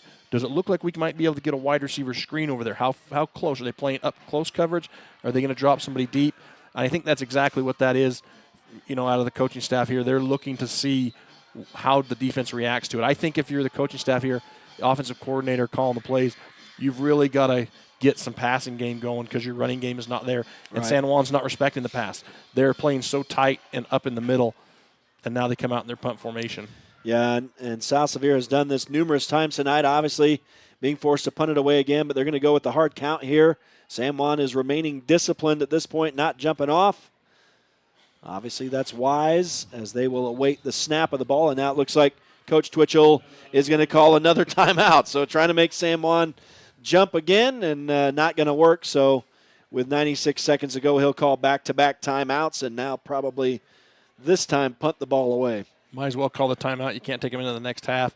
And I'm a fan of going for it here if you're Coach Twitchell. I mean, what do you got to lose, Yeah. San Juan's going to get the ball back, and if anything we've seen so far on their punting, they've been able to either return it or get the bounce to bounce their way, so they're right around midfield at all your punts. So right now, if you give them, if it's a 10-yard, switch, it's not really much. So I'm a fan of going for it here if you're South Sevier. They have I saw in scouting them a little bit, the film that I could find online, they do have a reverse out of their wing tee that was effective against a couple of teams. Haven't seen it tonight. We've seen a reverse, but not the wing tee reverse that they've played on the outside sweep edge. So, interesting to see if they bring that out tonight or if they just leave it in their bag. Well, we'll see if they get crazy. It doesn't look like it. Just going to traditionally punt this away. And it'll take a east-west bounce and roll out of bounds at the San Juan 33.5-yard line. So the Broncos are going to get it back with 1:28 to go in the opening half and a 49-0 lead. Friday Night Lights on Red Rock 92 and StreamUtah.Live is brought to you in part tonight by Diamond Propane, Knowles Home Furnishings, Red's Ace Hardware, Southeastern Utah 7-Eleven stores, Blue Mountain Hospital, Furniture Gallery, and Dependable Auto Repair as the San Juan offense back out for the 10th time tonight. And Parker Snyder goes right to the air to Jake Ivins, complete across midfield and all the way down to the 36-yard line. So a big gain for San Juan. That'll be 10, 25, 28 yards on the pitch and catch. Jake Ivins' third catch of the night. Broncos quickly back into South Sevier territory. And now another pass over the middle, complete to Ivins. He slipped a tackle, unable to break that final tackle, though. And they'll spot him down around the 15, it looks like, maybe down to the 14. So that's about a 25-yard pass. So I'll have to mark that down in a moment as they go. Hurry up. Parker Snyder throws into the end zone, and wide open is Brigham Nielsen. I guess maybe everybody was looking at Jake Ivins for the third time in a row. It's a 15-yard pass from Parker Snyder to Brigham Nielsen, his first touchdown catch of the night. Wow, so the Broncos very convincingly move it downfield and into the end zone yet again. So 28-yard pass, 25-yard pass, and a 15-yard pass on that possession. And the Broncos go up 55-0. And Trip Palmer adds the extra point. 56-0 for San Juan now, and that didn't take much time again. There's still just under a minute to go in this first half. And this is why I say, maybe on that fourth down instead of punting it, you have the best position to get a first down you've been in all night. You're 4th and 4, I believe is what the yardage was, maybe 4th. Yeah, I think it's 4th and 4. But that's the best position you've had all night to gain that first down outside of penalties. And San Juan goes out in one play and picks up it gets back to your original yard of scrimmage after one play on the punt. So, I'm a fan of just going for it there, leaving your offense on the field, seeing if it works, because obviously they went down and scored in 3 plays anyways. So what's it going to hurt your offense to maybe give them another shot at a play where you might be able to pick up 4 yards? Well, that's not what they decided, and San Juan, again, quickly marches it down, punches it in. Brigham Nielsen's third touchdown catch of the season. South Sevier returns it out across their own 30 to the 33, but the offense just has been unable to move the ball tonight on this San Juan D. So, Art, it's like you said, if South Sevier can start throwing that ball into empty spaces in the field, we'll see if they're able to keep this San Juan D honest here in the pass. Yeah, teams that have had success against San Juan all season have been teams that have been able to find that 5 to 10, 5 to 15-yard soft zone, because San Juan loves to draw it back in coverage and play the cover 2, cover 3. And so, you've got to have something in your playbook to where you can spread this defense out. And San Juan comes out, obviously, in a cover 4 prevent because they don't want them to score right before halftime. So 53 seconds ago, South Sevier with the football. And a little counter, and that is going to be a loss of yardage as the San Juan D again pours into the backfield. Looks like maybe it was the quarterback still with the football, so he faked it a couple times, and a loss of 4. Yeah, and Jake Ivins again comes on that outside linebacker blitz, and he's just too quick to get there. No one gets a hand on him, and Jake is just quick. I just think when you run a wing T-style offense, you've got to have something built in. You've got to have a trips. You've got to either have a flex or a spread offense. There's got to be something. And even Duchesne, they've been a wing T offense that's won multiple championships that runs that thing to perfection.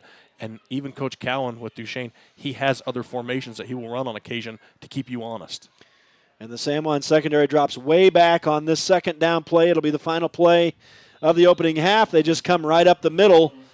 Does South Sevier, and they pick up maybe a yard on that run for Boston Palmer. We'll give him 1, but that is the way the first half comes to an end. So when we start the third quarter, it's going to be under a running clock rule, as it is a 56-0 halftime lead for the San Juan Broncos here tonight in Monroe.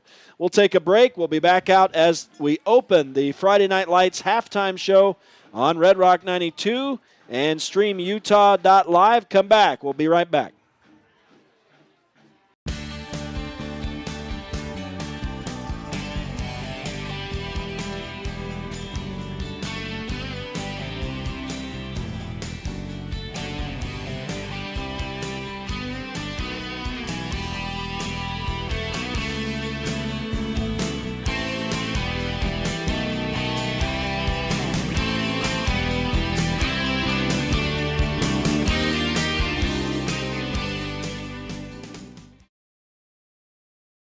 With a changing economy and advancing technology, it's time that marketing and selling of real estate in San Juan County catches up.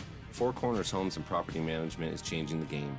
Every Four Corners Homes listing includes 3D mapping and virtual tours, professional photos, a digital and global 21st century footprint, and marketing exposure that makes it easy for buyers to find and identify what makes your listing unique. Marketing and exposure sells real estate, and if you want the best, you need Four Corners Homes on your team. Find us at fourcornershomes.net or call 801-404-0058. Hello, my name is David Palmer, and I am the Parks and Recreation Director for the City of Blanding. Hi, my name is Sylvia Stubbs. As a recently elected San Juan County Commissioner, We are so excited to collaborate with SJC-PAC, Coalition, and San Juan Counseling to bring parents-empowered messaging to our beautiful Wellness Center pool area. Parents Empowered is a Utah campaign designed to help parents understand the power they have in reducing the risk of underage drinking. Survey data tells us that youth perception of risk in San Juan County in all grades went from 83.6% in 2019 to 68.3% in 2021. This means our kids don't understand the damage that alcohol and other drugs can cause on their developing brains. Did you know that Utah teens reported that parental disapproval is the #1 reason they choose not to drink? Never assume your children know what your rules, expectations, and attitudes are. Write them down and discuss them with your kids so they understand the reasons behind them. Bonding is essential to preventing underage drinking. Children are less likely to drink when the parents are involved in their lives and when children and the parents feel close to one another. Together, we can help build a stronger San Juan County. Let's do this! With a changing economy and advancing technology, it's time that marketing and selling of real estate in San Juan County catches up. Four Corners Homes and Property Management is changing the game.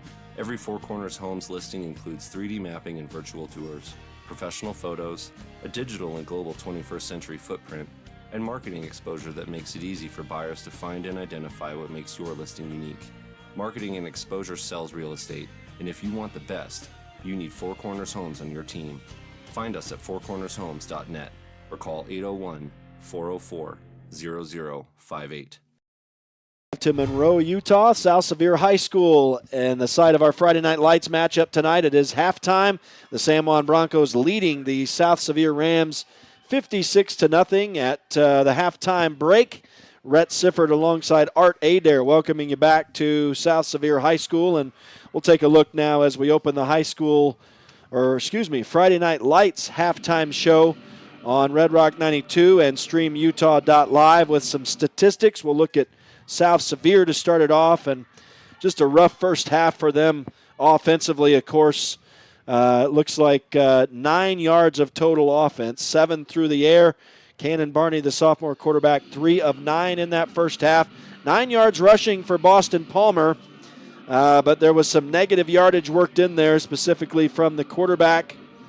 And so just 2 yards rushing in the first half. And, of course, Cannon Barney threw the 1 interception. I believe there have been 2 fumbles, is that right, from this South Sevier offense? So, yeah, 2 fumbles. And an interception. And the interception. So 3 turnovers, and that doesn't help. If you're already not able to get the ball moving downfield, turning the ball over is not what you want to do. And San Juan turned that into back-to-back, or 2 touchdowns anyway, each time they took the ball on a fumble. And also on the interception. So the Broncos have scored 3 touchdowns on turnovers, or after, as a result of turnovers tonight.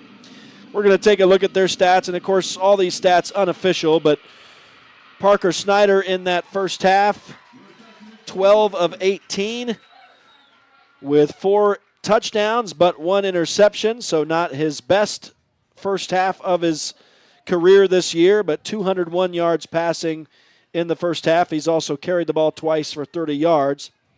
Zach Conway is having a night. He has 4 touchdowns on the evening, 13 carries for 135 yards in the running game and 3 touchdowns, and then 49 yards receiving on 2 catches, including his 34-yard touchdown reception. So he is having a great night tonight. Trace Bennett has 24 yards rushing on 1 carry and an 8-yard touchdown reception as well. And then let's see, looking at the wide receivers, we'll just go down the list by number here. Jake Ivins has 3 catches, 48 yards, and a touchdown. And Brigham Nielsen has 4 catches, 69 yards, and a touchdown. So it's really just been the 4 guys catching the – well, that can't be right. Didn't we have Tyler Pearson scoring a touchdown tonight? Yes. So I did not mark his let's see, that would have had to have been – I think I may have marked that for Jake Ivins, and that should have been Tyler Pearson. So my apologies, Tyler. Has a 15-yard touchdown catch, I believe, which was the first of the night. So it's 2 catches for, let's see, 33 yards for Jake Ivins now instead of 48. So Tyler Pearson, the 15-yard touchdown catch. So Jake Ivins apparently, I know he's got a touchdown as well. So I don't know. I'll have to figure that all out. I guess I have mismarked something. That's why we have the disclaimer that these stats are unofficial. That's for sure. Well, that is a look at the stats. We'll try to get that corrected and see what I did and figure that out. And in the meantime, we'll take a break, and we'll come back out to continue the Friday Night Lights halftime show. You're listening to Friday Night Lights with San Juan leading South Sevier in Monroe, 56-0. Stay with us.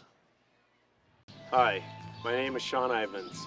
I'm a rancher, husband, and father. Family bonding and spending time together is really important to me. Research shows that teens who regularly eat as a family 5 to 7 times per week are 33% less likely to use alcohol and 50% less likely to commit suicide. Bonding is essential in preventing underage drinking and substance misuse. Children are less likely to drink when their parents are involved in their lives and when children and parents feel close to each other. Take time daily to talk with your kids about their interests and activities and maintain at least a 4-to-1 ratio of positive comments to negative ones. I love calling San Juan County home. It is vital that we work together as families and communities to make this a safe and healthy place for our youth to live. Together, let's do this.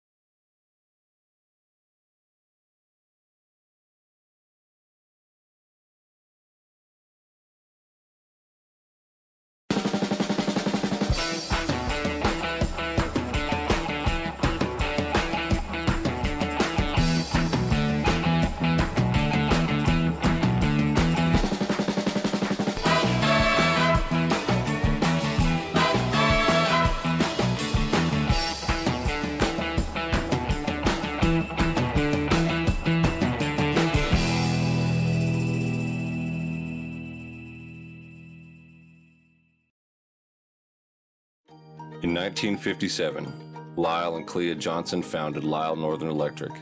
What began as a small business in their family home has grown into the prominent local company it is today, a third-generation owned and operated company.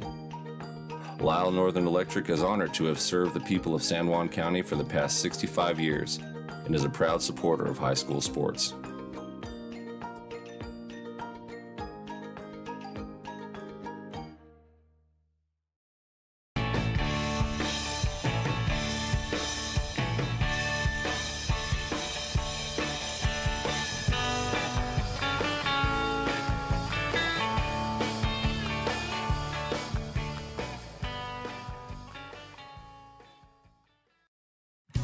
Blue Mountain Hospital is offering in-hospital and at-home dialysis, advanced sleep study clinics, pain management, hip and joint replacements, and cutting-edge radiology, including 3D mammograms.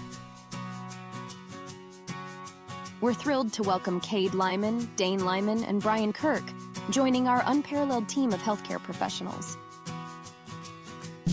Blue Mountain Hospital.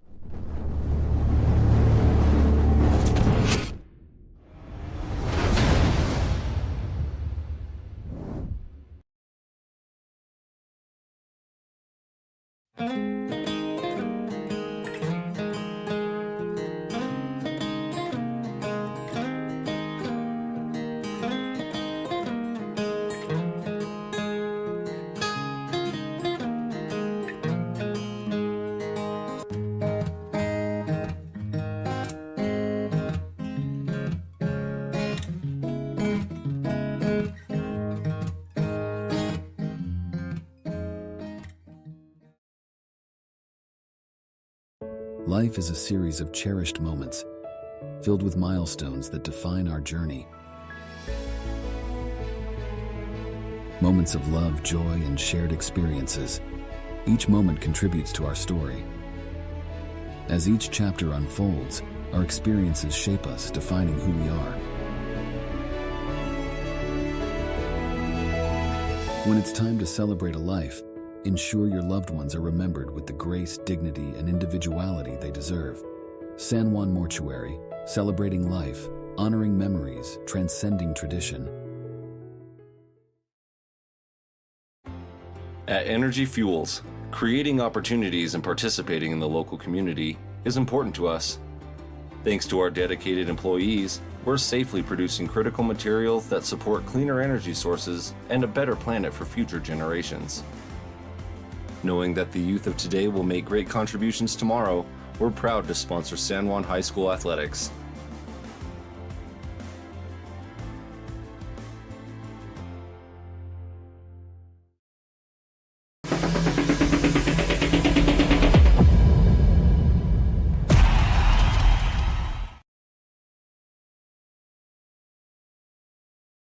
Compared to the vocational schools of the past, today's career and technical education courses span nearly every industry, including health science, business, digital arts, and computer science. CTE students learn valuable, real-world technical skills with a solid academic foundation while exploring career options or pursuing their passions. Did you know San Juan School District offers 19 CTE pathways for secondary students? To learn more, talk to a school counselor or CTE teacher today.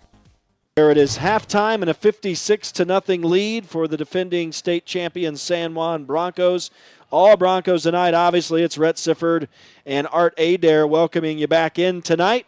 And I think maybe during the halftime show here, we've got a few scores we can take a look at from around the state. Yeah, Layton Christian's up on Judge Memorial 35-0. One that's interesting to me is South Summit and Summit Academy game. Right now, South Summit is losing 7-14 to Summit Academy. And that's that's the two contenders. Throw Emory in there that I see contending with San Juan for a state title. And then you've got Delta leading Grand 14-0, ALA losing to Providence Hall 12-19. If you go over to the 8-man football, Monticello is currently losing 6-44 to Dove Creek, Colorado. And then a couple of 1A scores. Beaver up on North Summit 15-0. North Summit, a team that played South Sevier first game of the season and won handily. Duchesne, Gunnison Valley, a surprising score for this one, 12-14 in favor of Gunnison Valley. Wow. I don't know. I'd have to do some research after the game if they end up winning. But I don't know if Gunnison Valley's beat Duchesne in the last decade. I don't know for sure, but that's an interesting score. And then right up the road here, since we are close to Richfield, Richfield's playing Carbon tonight, and Richfield's beating them 41-0. Yeah, and that would have been a major upset as well, but looking like that is, of course, going to be staved off. And, boy, yeah, it's a 56-0 lead here for San Juan. We're going to keep it here as we're ready for the kickoff here to start the third quarter, and this is kind of a rarity. San Juan receiving here in the third quarter. They usually take it in the first quarter, but South Sevier winning the toss, elected to receive tonight. It didn't really help them very much, but San Juan proceeded to rattle off 56 points. It hasn't been a perfect game for San Juan against South Sevier here tonight, but obviously they've gotten the job done on offense. This is a team, Art. When you look at the 31-game winning streak, only twice have they scored less than 34 points. So I know as San Juan receives the ball with a knee down, so they're going to start at their own 35. But I know they say defense wins championships, but it's like the San Juan team doesn't believe that. You know, they've just been smoking teams with their offense. Well, and they do too. And we've done some games where their defense has given up some big plays and some points, and in the first half, first quarter. But then San Juan's offense has been able to come back. But I still say their defense is pretty good at San Juan. Yeah. The first couple of games they had some problems in the secondary. They've corrected that. They have done a tremendous job coaching up their cornerbacks and safeties and coverage routes. And like you said, their offense is so dynamic that it doesn't matter what they do on defense almost. And speaking of offense, they're going to go right back to it. And it's a new offense now with the running clock. So here goes Jayton Knight upfield. I assume he's at the quarterback position. So he rumbles it across midfield all the way down around the 40-yard line. So that is a 15. That's about a 25-yard run right off the hop for Jayton Knight. Yeah, you got J.D. Palmer in there at back, and then you also have Jagger Neves, both as they go to this pro-style offense. Are you saying they're pros? Hey, there's a number of these kids that probably could be one day. So Jayton Knight working in the pro set, obviously. And he floated that over a defender's hand. That was a good adjustment. And he connects with his man who's going to go the distance from 40 yards out, but we do have a flag. It would have been a 40-yard pass to Jagger Neves. who is the third-string quarterback. So as they celebrate in the end zone, they don't yet realize it's coming back. And Jagger is a little bit hobbled after that play, but he will hobble himself back to the huddle here, and we'll do it all again. That's coming back on a hold. He was shot out of a cannon there. Yeah. When he caught that ball and got 2 yards burst of speed, man, he just lit it up. Probably burned the grass over there with his tracks. I want to just say thanks to Caleb Carr again, traveling with us all the time, providing us with video. His replays have been instrumental tonight on a couple plays, us trying to figure out who's doing what and what's going on as flags fly in the San Juan backfield again, and they're battling for yardage here. It would be a first down, but it's going to come back on an illegal shift. He's already signaling where they're tackling the runner here. I'm not sure why they don't whistle that play down, but that's going to come back on an illegal shift for San Juan. So back-to-back penalties, and it's going to be a first down again, and I think back to first down and 10. So back to their own 40. I tell you, that holding penalty is too weird for me, Art. I'm never going to know. I'm just not sure. I can understand the beyond the line of scrimmage count off, but I'm not sure why we repeat the down. And now the ball is on the turf, and South Sevier recovered it. So that's what you get when you get yourself penalized, back-to-back plays. And then starting first and 10, the handoff went to Jagger Neves, and he fumbled the football. And you've got a lot of seconds in, not just in the backfield. And with the quarterback, you've got some seconds linemen in there that the coaching staff's put in to get some playing time, especially since you're up, 56-0. And so there's going to come, they've got to get that continuity, got to get the flow of the game. It's hard to sit there for a half and not get in the game and then come in at a position. Now, some of these guys have played other positions, but now they're in the position they usually play in the JV or backup role. And so, running clock situation. So this is going to go pretty quick. And now South Sevier has a chance to start getting some positive yardage on San Juan's backup defense, as Boston Palmer will finally be rewarded for his effort and rattles off a 15-yard run here. I think that's their first down. Yeah, of the it night. is. It is. And you've got a whole new front line here for San Juan. So your speed and quickness, these kids can be quick, but they're not as experienced as those 4 down linemen that San Juan that starts the game with. And so there's going to be some growing pains here. Be interesting to see how long they let these guys out there, if they have a point in the game on the field where they say, first go back in and get the stop, or if they just let them play it out. Right, and this is the first time this year that I think, is this the first time this year that the clock has actually started with the beginning of the third quarter on the run? As this is nearly intercepted but knocked away by the San Juan defense here, and that is number 24 for the Broncos, Trip Palmer, the kicker, the PAT man who knocks that pass away. Yeah, good read on the ball, good eyes on the quarterback, able to knock that ball down. If he could have caught that, I don't think watching the replay there's anyone that Trip Palmer would have. He's already got. He's got 7 points on the night, so he would have had 13 right there. And here is Cannon Barney dropping back to pass, throws over the middle after dropping back, and it is complete for 13 yards. And the man who makes the catch is number 12, Lincoln Hansen. And this is what happens when you give a quarterback some time. He's able to make a read downfield, square his hips, and make a good throw. And that time, the throw a little low, but his receiver is able to go down on the ground and pick up that ball. And a great catch right there by that kid. Yeah, first down now. That's their second first down of the night. They spot the ball at the 35. So South Sevier going in for the first time tonight. Knocking on the door to the San Juan red zone. Of course, the Bronco backup D is on the field. And they will send Anthony Cornelius in motion to the far side of the field. Handoff up the middle in this wing T formation. And it's going to be Palmer once again on the carry. And he'll rattle off a quick 5 yards. And it's their second D, and I know it's their second D and everybody else. But I guarantee that coaching staff's over there, they want the same standard out of this defense as they get out of their first defense. And they're going to be over there coaching them up, calling in the plays, calling in the blitz packages. They want this stop out of this defense. They don't want to have to bail them out. And the point I was trying to make in saying that I think this is the first time this season the clock has begun at the beginning of the third quarter running is that this is the first time Coach Christensen has come out with the backups right from the start of the third quarter. I think you're right. And so 2nd down and 5 for South Sevier as they are down to the 30-yard line of San Juan. Barney throws to the left side and in and out of the hands of Lincoln Hansen on that one, incomplete. Oh, and that was a good pass there. He was open in space.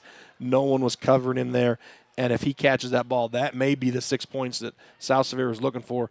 As defense, those cornerbacks, those safeties, you've got to be over there saying, hey, someone's got to cover that zone, because there was no one in that top zone.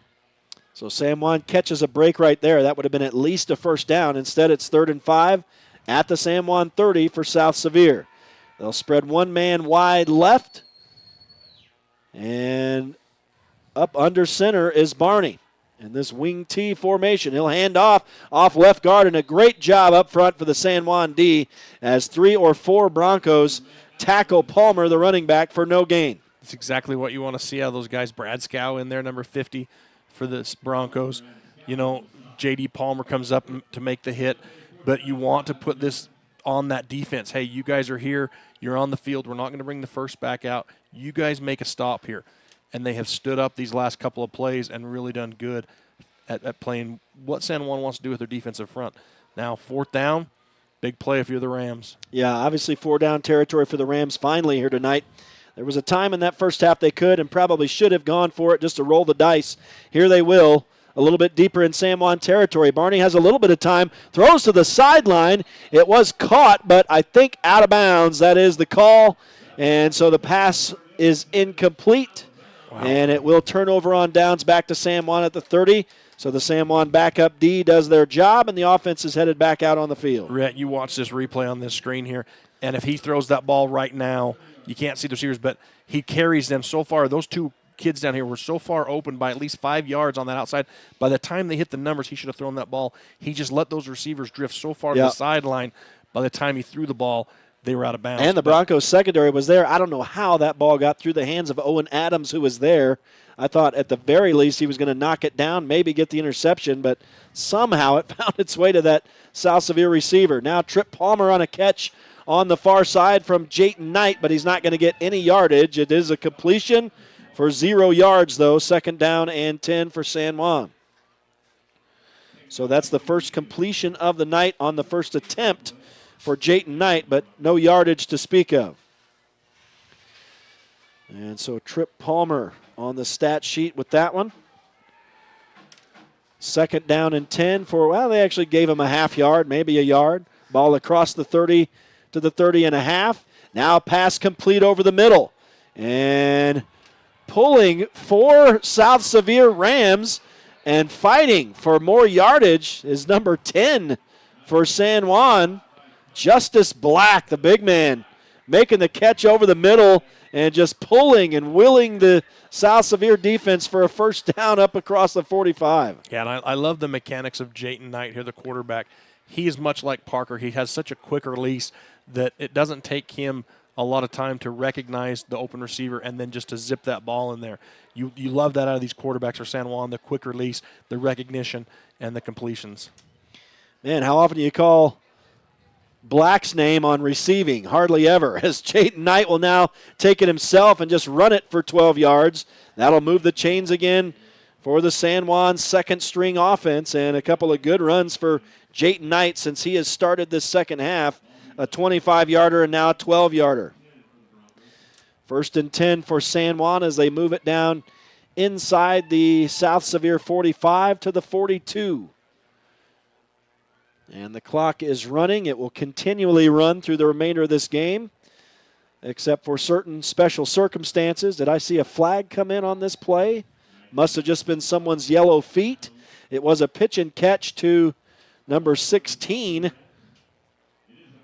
It is a first down. Owen Adams that time, who was the defender who I thought was about to knock the ball away previously, but here he gets a 12-yard catch. So Jayton Knight completes another one. He's 3 of 3 to start the second half for San Juan. And now a handoff, and it was slow to develop, but the runner for San Juan is going to go down near the 10, inside the 15 to the 14. So that is a 15-yard run or thereabouts. And the runner that time was Jagger Neves for San Juan. So we'll call it a 15-yard run. So that redeems him a little after the fumble on the last possession for the Broncos. and they spot it at the 14. So the Broncos could move the chains again, but they're obviously looking toward the end zone. Now this pass thrown in traffic, and flags fly in the San Juan backfield. There's a possibility this is going to be a late hit on the quarterback, but we'll see. That was a legal man downfield, I guess. So somebody got downfield who wasn't supposed to, and that'll come back to the tune of 5 yards. It was also nearly intercepted as Jayton Knight threw that right into a bunch of coverage, right around the South Sevier linebackers. So they'll do it again, this time first down and 15 from the 19. And Jayton Knight on this little shuttle pass on the wide receiver around. I don't know how do you call that when he runs the wide receiver sweep, Art, when he comes from one side to the other, just the wide receiver around? The end around play. End around, all right. Well, that'll end the third quarter. Speaking of, it was a complete pass. Let's see how many yards they're going to give him. Looks like about 7. So Jayton Knight completes a 7-yard pass once again to Trip Palmer. So that's his second catch. And again, the third quarter comes to a close. It was that quick under running clock rules. We'll take a quick break ourselves and be back out to start the fourth quarter here at South Sevier High School. It remains 56-0 in favor of San Juan. Stay with us. It is Friday Night Lights on Red Rock 92 and StreamUtah.Live. Life is a series of cherished moments, filled with milestones that define our journey. Moments of love, joy, and shared experiences. Each moment contributes to our story. As each chapter unfolds, our experiences shape us, defining who we are. When it's time to celebrate a life, ensure your loved ones are remembered with the grace, dignity, and individuality they deserve. San Juan Mortuary, celebrating life, honoring memories, transcending tradition.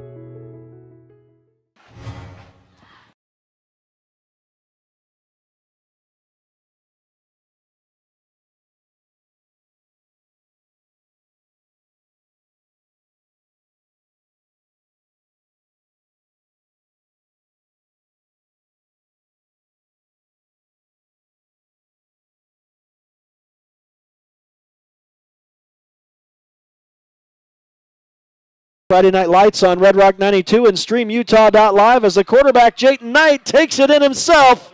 And a rushing touchdown for the San Juan Bronco backup quarterback as he rumbles right into the end zone. I believe he was about 7 yards out as he had run it down to that point. So a couple of back-to-back runs for Jayton Knight, maybe a 2-yarder and then a 7 or 8-yarder. Of course, my stats way unofficial, but Jayton Knight gets a touchdown, which is, let's see, his second of the season. First tonight, of course. And are the Broncos going for 2 here? They maybe didn't mean to, but Trip Palmer runs it in. Is that? Yeah. So it was a muff kick or a bad snap, and Trip Palmer ran it in himself? He looked to throw it, but the defender turned and went with the receiver, so Trip just ran it in. But, yeah, it was a bad snap. We'll see the replay here now on StreamUtah.Live. Oh, the hold. The hold. The snap must have gotten on the ground, and the holder couldn't get it up there. I don't know, is that Snyder or someone else holding? But Trip Palmer just said, hey, I'll just take it myself, and ran it right in. So he's got 9 points on the night now, does Trip Palmer, with his 7 PAT kicks and now the run. So San Juan leads it 64-0, and now the backup offense getting in on the game tonight. It's like I said earlier, when the ball bounces your way, it bounces your way, and right there's a prime example. I thought the defense was going to block the kick. I thought it was a blocked kick, and all of a sudden Tripp just leans down, picks up the ball. So did Tripp, so he's like, I'm not kicking it. I'm not going to Yeah. kick it. I got to run it. Never seen nothing as crazy as that. Pretty cool block. You rarely see blocks of field goals and stuff in the NFL, but did you see was it the Kansas City? That dude comes flying from the outside and just dives in there like a video game and blocked the field goal this past week. And yeah, it's kind of rare. You watched it in the NFL, right? I sometimes watch some NFL. Look now with my family situation with young boys and a wife. We rarely get to sit and watch college or NFL football, but we like to watch when we can. We've seen a couple fourth quarters this year, but nothing much more than that, man. It does, I do miss the days where I could sit around all day on a Saturday and watch college football all day long. Those days, I think, are long gone. You can. It's just, do you want to sleep on the couch? That's right. Or in the bed? That's exactly right. or in the front yard. I don't know. With your portable TV. All right. It is South Sevier first down as they receive the kick from San Juan. And now whistles before the Rams snap the ball. Flags way back in the San Juan secondary. They're calling it a legal substitution? What's the call here? Maybe because there's someone running off for San Juan. So as he Owen Adams sheepishly heads off to the side of the field over there. Yeah, they had 12 guys. Count it on the replay right there. So they're all standing around going, hey. Well, these guys aren't majoring in math, I guess, Art. But it's 1st and 10, and now they get to the quarterback. That was nearly a circus catch by Palmer out here on the near sideline, but he's unable to haul it in one-handed, so it'll be 2nd down and 5 following the incompletion. Yeah, and sometimes when you're subbing a lot of kids in, you're getting kids time, you just lose track of 11, 12 players, who's on, who's off. If you have a team of 15 players and you send, you got 11 on, it's easy to keep track of who's on the sidelines. But when you got 90, 80 kids over there, it's hard to keep track of who's on and who's off. So that's going to happen at this point in the game when you are subbing a lot of kids in. And there's a lot of new kids in there for San Juan. And we do have a running clock situation, so we're already down under 9 minutes now to go in this ball game, and the Broncos up 64-0 now. And short gain up the middle. Palmer carries the ball for, looks like about 4 yards. That'll bring up a 3rd down and 1. They inch the ball marker closer to the line to gain there. It'll be 3rd down and 1 officially. They're 0 for 9 on 3rd downs, and I know this is probably the 3rd-string defense that's in here now, just looking at some of the numbers and the kids. So this will be huge for these 3rd-stringers if they can get this stop on 3rd down. And for Boston Palmer, after that 4-yard run, he's got 33 yards on the night now on 15 carries. But this would be his most important if he wants to move the chains, continue to give his team a chance to get on the board. And they do push the pile far enough, it looks like, to move the chains. It was not Palmer carrying it, so it must be quarterback. Yeah, Barney. So they will move it just enough. A yard on that carry. It was a little bit of a pile pushing affair. But Cannon Barney gets enough to move the chains. And so it'll be 1st and 10 for South Sevier, just shy of their own 35-yard line. And now with the running clock down under 7.5 minutes to go in this ball game. We want to thank some sponsors, Friday Night Lights on Red Rock 92 and StreamUtah.Live, brought to you in part tonight by Primary Residential Mortgage, Monson's Quality Meat Processing, Four Corners Electric, San Juan School District Adult Education. Big thanks to all the sponsors. As Barney throws over the middle in traffic, it's knocked away. He was fortunate to not have that pass picked right there by San Juan. Well, or by the umpire who's standing right there in the passing lane. Did he take that one in the chest? I need to see this replay. There was a bunch of traffic there, that's for sure. And the ref kind of blends in with San Juan's D. Yeah, tough to tell where that actually hit, but the incompletion makes it 2nd and 10 at the 34 for South Sevier. But the clock doesn't stop on an incompletion here with the running clock rules, so they've got to hurry up if they want to get points on the board. Barney will drop back, has pressure, and takes a shot to the face as he goes down. Boy, he got hammered, and he'll go down for a loss of, looks like about 8 yards. Yeah, Lee, number 18, comes off that end, and there was nothing malicious about that hit. They were both straight up and down. No one leaned into it. It's basically they met straight up and down, and face masks kissed. Yeah, they kissed each other, that's for sure. But it was nothing malicious about that hit at all. Yeah, in fact, it looked like Barney was going to step into a pass right there, and just as he did, his momentum carried him right into Lee. So that's how that worked out, and their faces collided, and Barney fell down backwards. So it will go in the stat book as a sack for Lee, and a 3rd down now, and about 18 for South Sevier. And Barney throws over the middle complete, but Trip Palmer on a hit makes a nice open field tackle. as the receiver, number 12, Lincoln Hansen, makes the catch.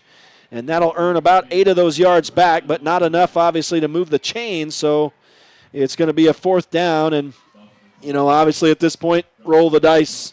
4-down territory, no matter where you are on the field if you are South Sevier. If I had a fake punt, this is where I'm going to run it right now. Yeah. So 8-yard completion, 28 yards now as they actually just punt the ball away. It's going to take a San Juan bounce, so South Sevier wisely will touch that football and down it. But it's going to put San Juan at the South Sevier 48, and I am surprised they don't go for it there. That may be the last time you touch the football here tonight with under 5 minutes of running clock time to go in this game. Yeah, and it's basically a 16-yard punt. And we've seen what San Juan can do with 16 yards with their starting offense, and this second offense is just as good, in my opinion. I think Jayton's a very good quarterback. JD's a very good running back. They've got some receivers out here in Neves, and this second group is just dynamic as the first. They give teams fits. So Jayton Knight working from the shotgun has J.D. Palmer in the backfield with him, and he'll take the handoff. And Palmer's going to rumble ahead, spinning through the South Sevier D for 11 yards plus, and that'll move the chains down into South Sevier territory. So J.D. Palmer with his first touch of the night. And it's a good one, and the Broncos already getting into business here. I think J.D. pushed his lineman. Yeah. You're going to watch right here. Number 50. He did, he just pushes him right into the block. I mean, in basketball, you get an assist, on field goals. That should be an assist for J.D. on the block right there. He actually created the block by shoving his man into that guy. He's like, let's go. We're headed downfield here. So 1st and 10 as the Broncos move the chains yet again. This backup offense has seen some success here in the second half, has scored a touchdown. Now they'll hand off. It looks like a new man carrying here. Is that number 37? Whoa, we don't get to call this guy all the time. That is Taryn Bayless carrying. So we're going down into the depth chart now. 37, Taryn Bayless. And that's a big carry. Taryn's a junior. That moves the chains again. I didn't see where that originated. That must have been another 11-yard run or thereabouts. Again, unofficial start stats. On the 43-yard line. Okay. So I'm going to say here. That doesn't help me, but yeah, we'll say 11, 12 yards, I guess, maybe. I'm going to say 13. I'm going to say 14 yards. 14 yards. Okay, so 14-yard run. Thank you very much. That helps me. I'm not quick on the yardage math. 14-yard run for Bayless. He'll get another handoff off right guard.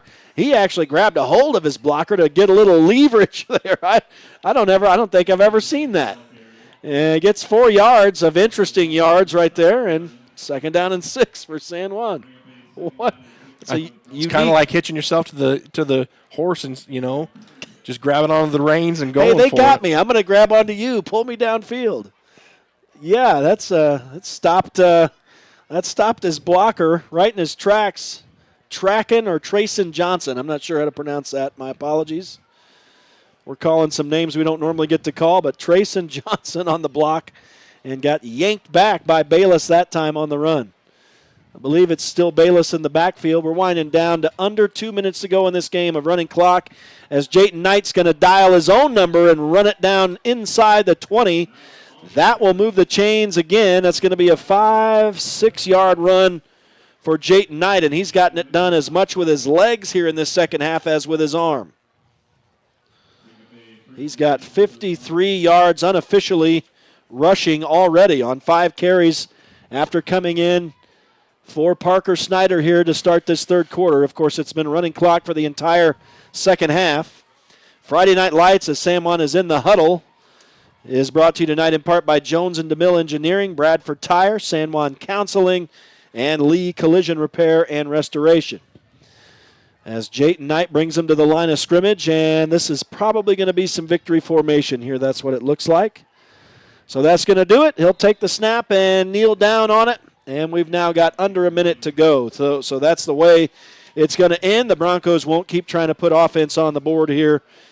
Friday Night Lights on Red Rock 92 and StreamUtah.Live, brought to you in part tonight by Pick-A-Stitch Embroidery and Apparel, San Juan Mortuary, Four Corners Homes, Utah Navajo Health System, Main Street Drug and Boutique, San Juan Credit Union, Tailor Made Wooden Heritage, and Innovation Medical Group. And again, a huge thanks to all the sponsors who make these broadcasts possible. We will be thanking you one final time by name tonight during the close, but that is how it's going to end, a 64-0 final as the San Juan Broncos just keep rolling along. Their 32nd win in a row now.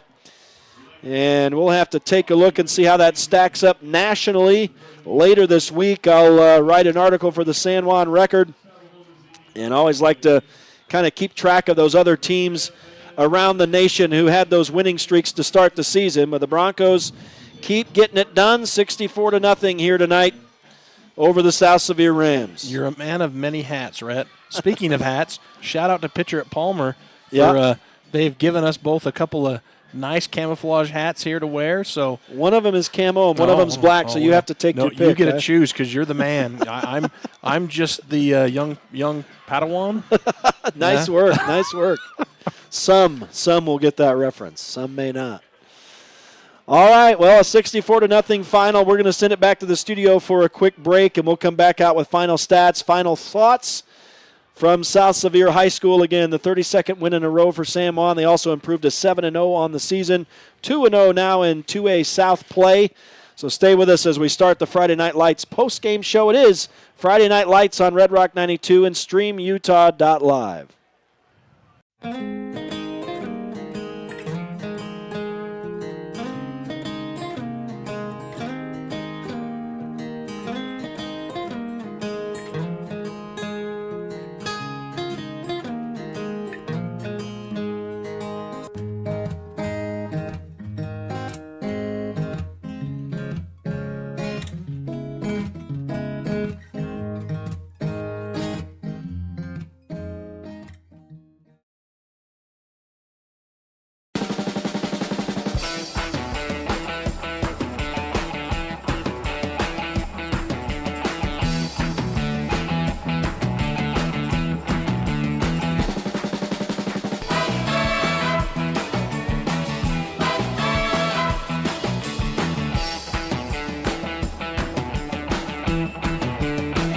High School in Monroe. Friday Night Lights post-game show on Red Rock 92 and StreamUtah.Live. Rhett Sifford welcoming you back. Art Adair next to me as we tonight witnessed a 64-0 win for the San Juan Broncos. It's their second shutout this season. Their first coming against Bayfield a few weeks ago at home in the first home game of the season. But this their second shutout of the season. And again, Art, the offense just continues to pile up the points on their opponents. Yeah, this offense is just built to score and score often, and they're so quick at what they do.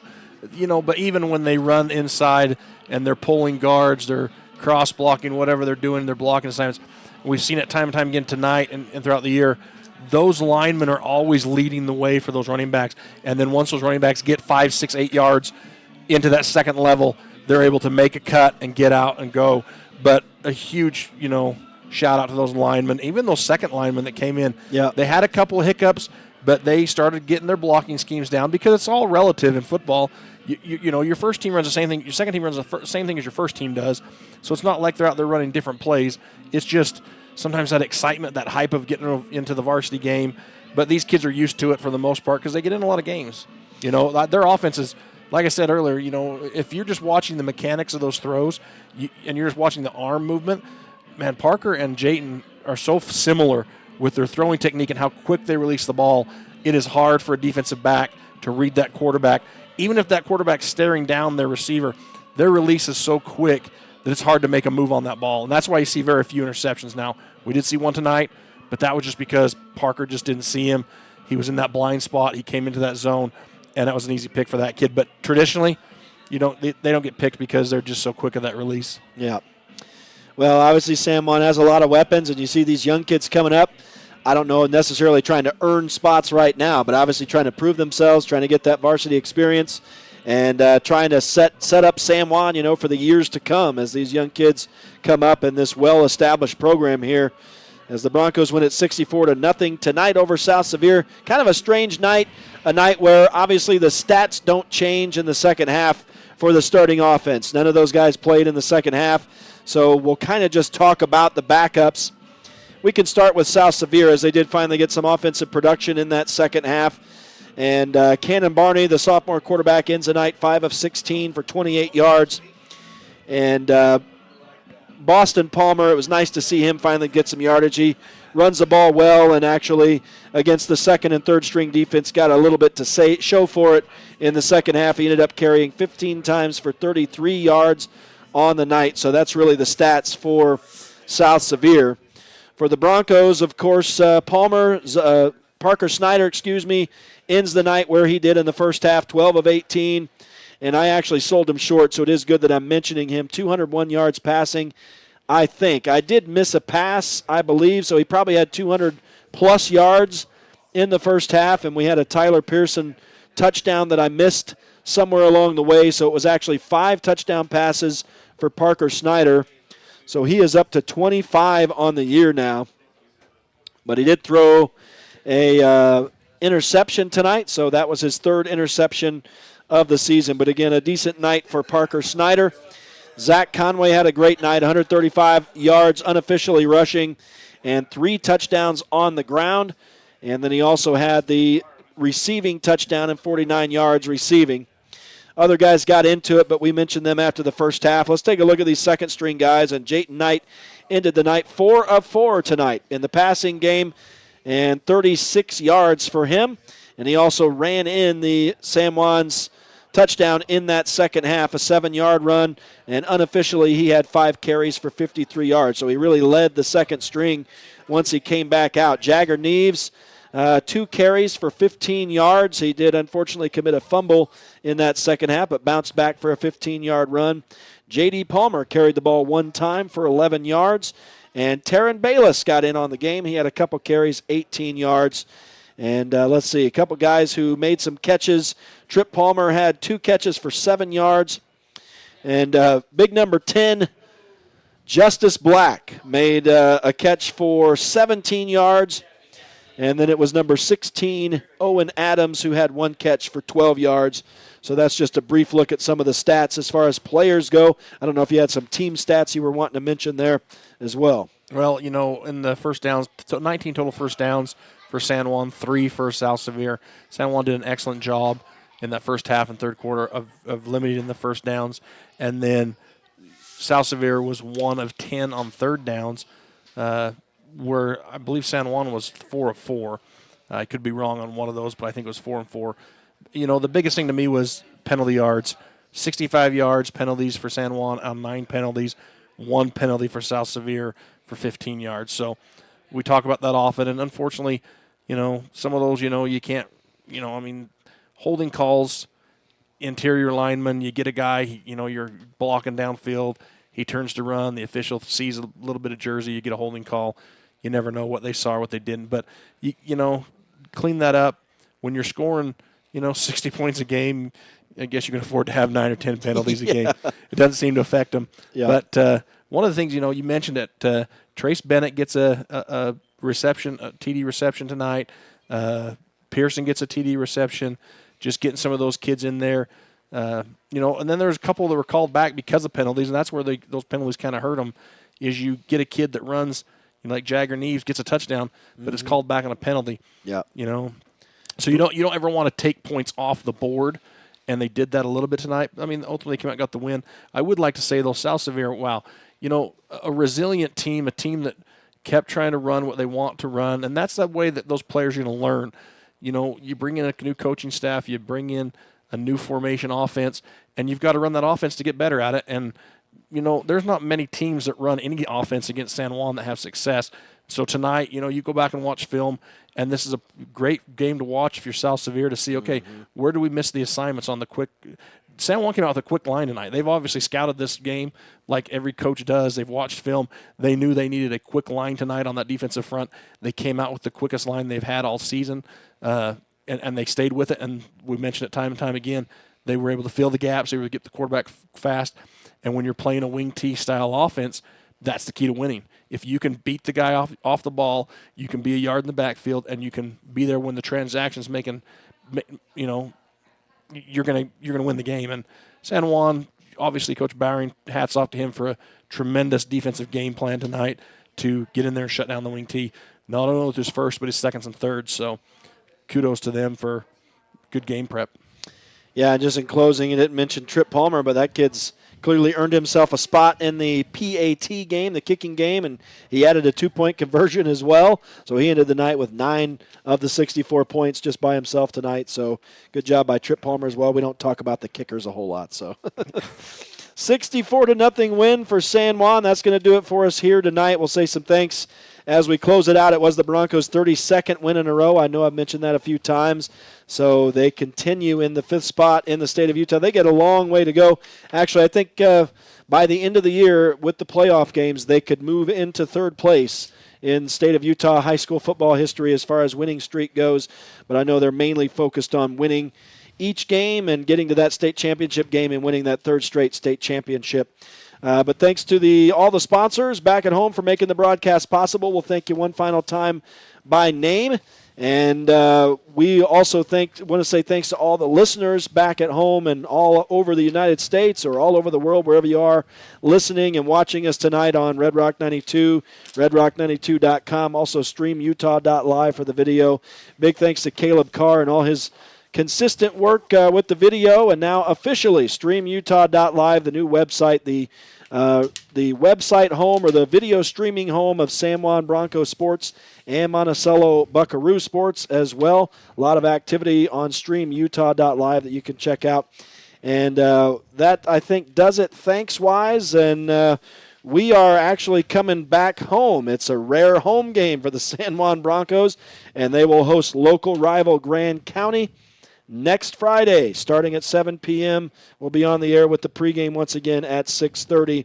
Until then, Rhett Sifford on behalf of Art Adair saying so long from South Sevier High School, where the San Juan Broncos win at 64-0 for their 32nd win in a row. See you next week in Blanding against Grand County. Have a great night, a great rest of your weekend, high school sports fans. Friday Night Lights is a production of Red Rock 92 Sports and StreamUtah.Live. Tonight's broadcast was brought to you by Anderson Oliver Title Insurance Agency, Utah State University Blanding, San Juan Health, Car Shop Auto Body, Colleen Kays, author of The 7 Dynamos of Organizational Power, Red Mechanical, San Juan Building Supply, Flights Gymnastics, Northern Electric, Red Mesa Home Health, Emory Telcom, Napa Motor Parts, Creative Floors, San Juan School District CTE programs, Blue Mountain Foods, Energy Fuels, Palmer Sprinkling, Precision Rehab, Lee Contracting, Desert Rivers Credit Union, Holiday Construction, Quality Auto, San Juan Pharmacy, Canyonlands Tire, Diamond Propane, Knowles Home Furnishings, Red's Ace Hardware, Southeastern Utah 7-Eleven stores, Blue Mountain Hospital, Furniture Gallery, Dependable Auto Repair, Primary Residential Mortgage, Monson's Quality Meat Processing, Four Corners Electric, San Juan School District Adult Education, Jones and DeMille Engineering, Bradford Tire, San Juan Counseling, Lee Collision Repair and Restoration, Pick-a-Stitch Embroidery and Apparel, San Juan Mortuary, Four Corners Homes, Utah Navajo Health System, Main Street Drugs, San Juan Credit Union, Tailor-Made Wooden Heritage, and Innovation Medical Group. We're the home of live high school sports coverage in southeastern Utah, Classic Hits Radio, Red Rock 92, and StreamUtah.Live.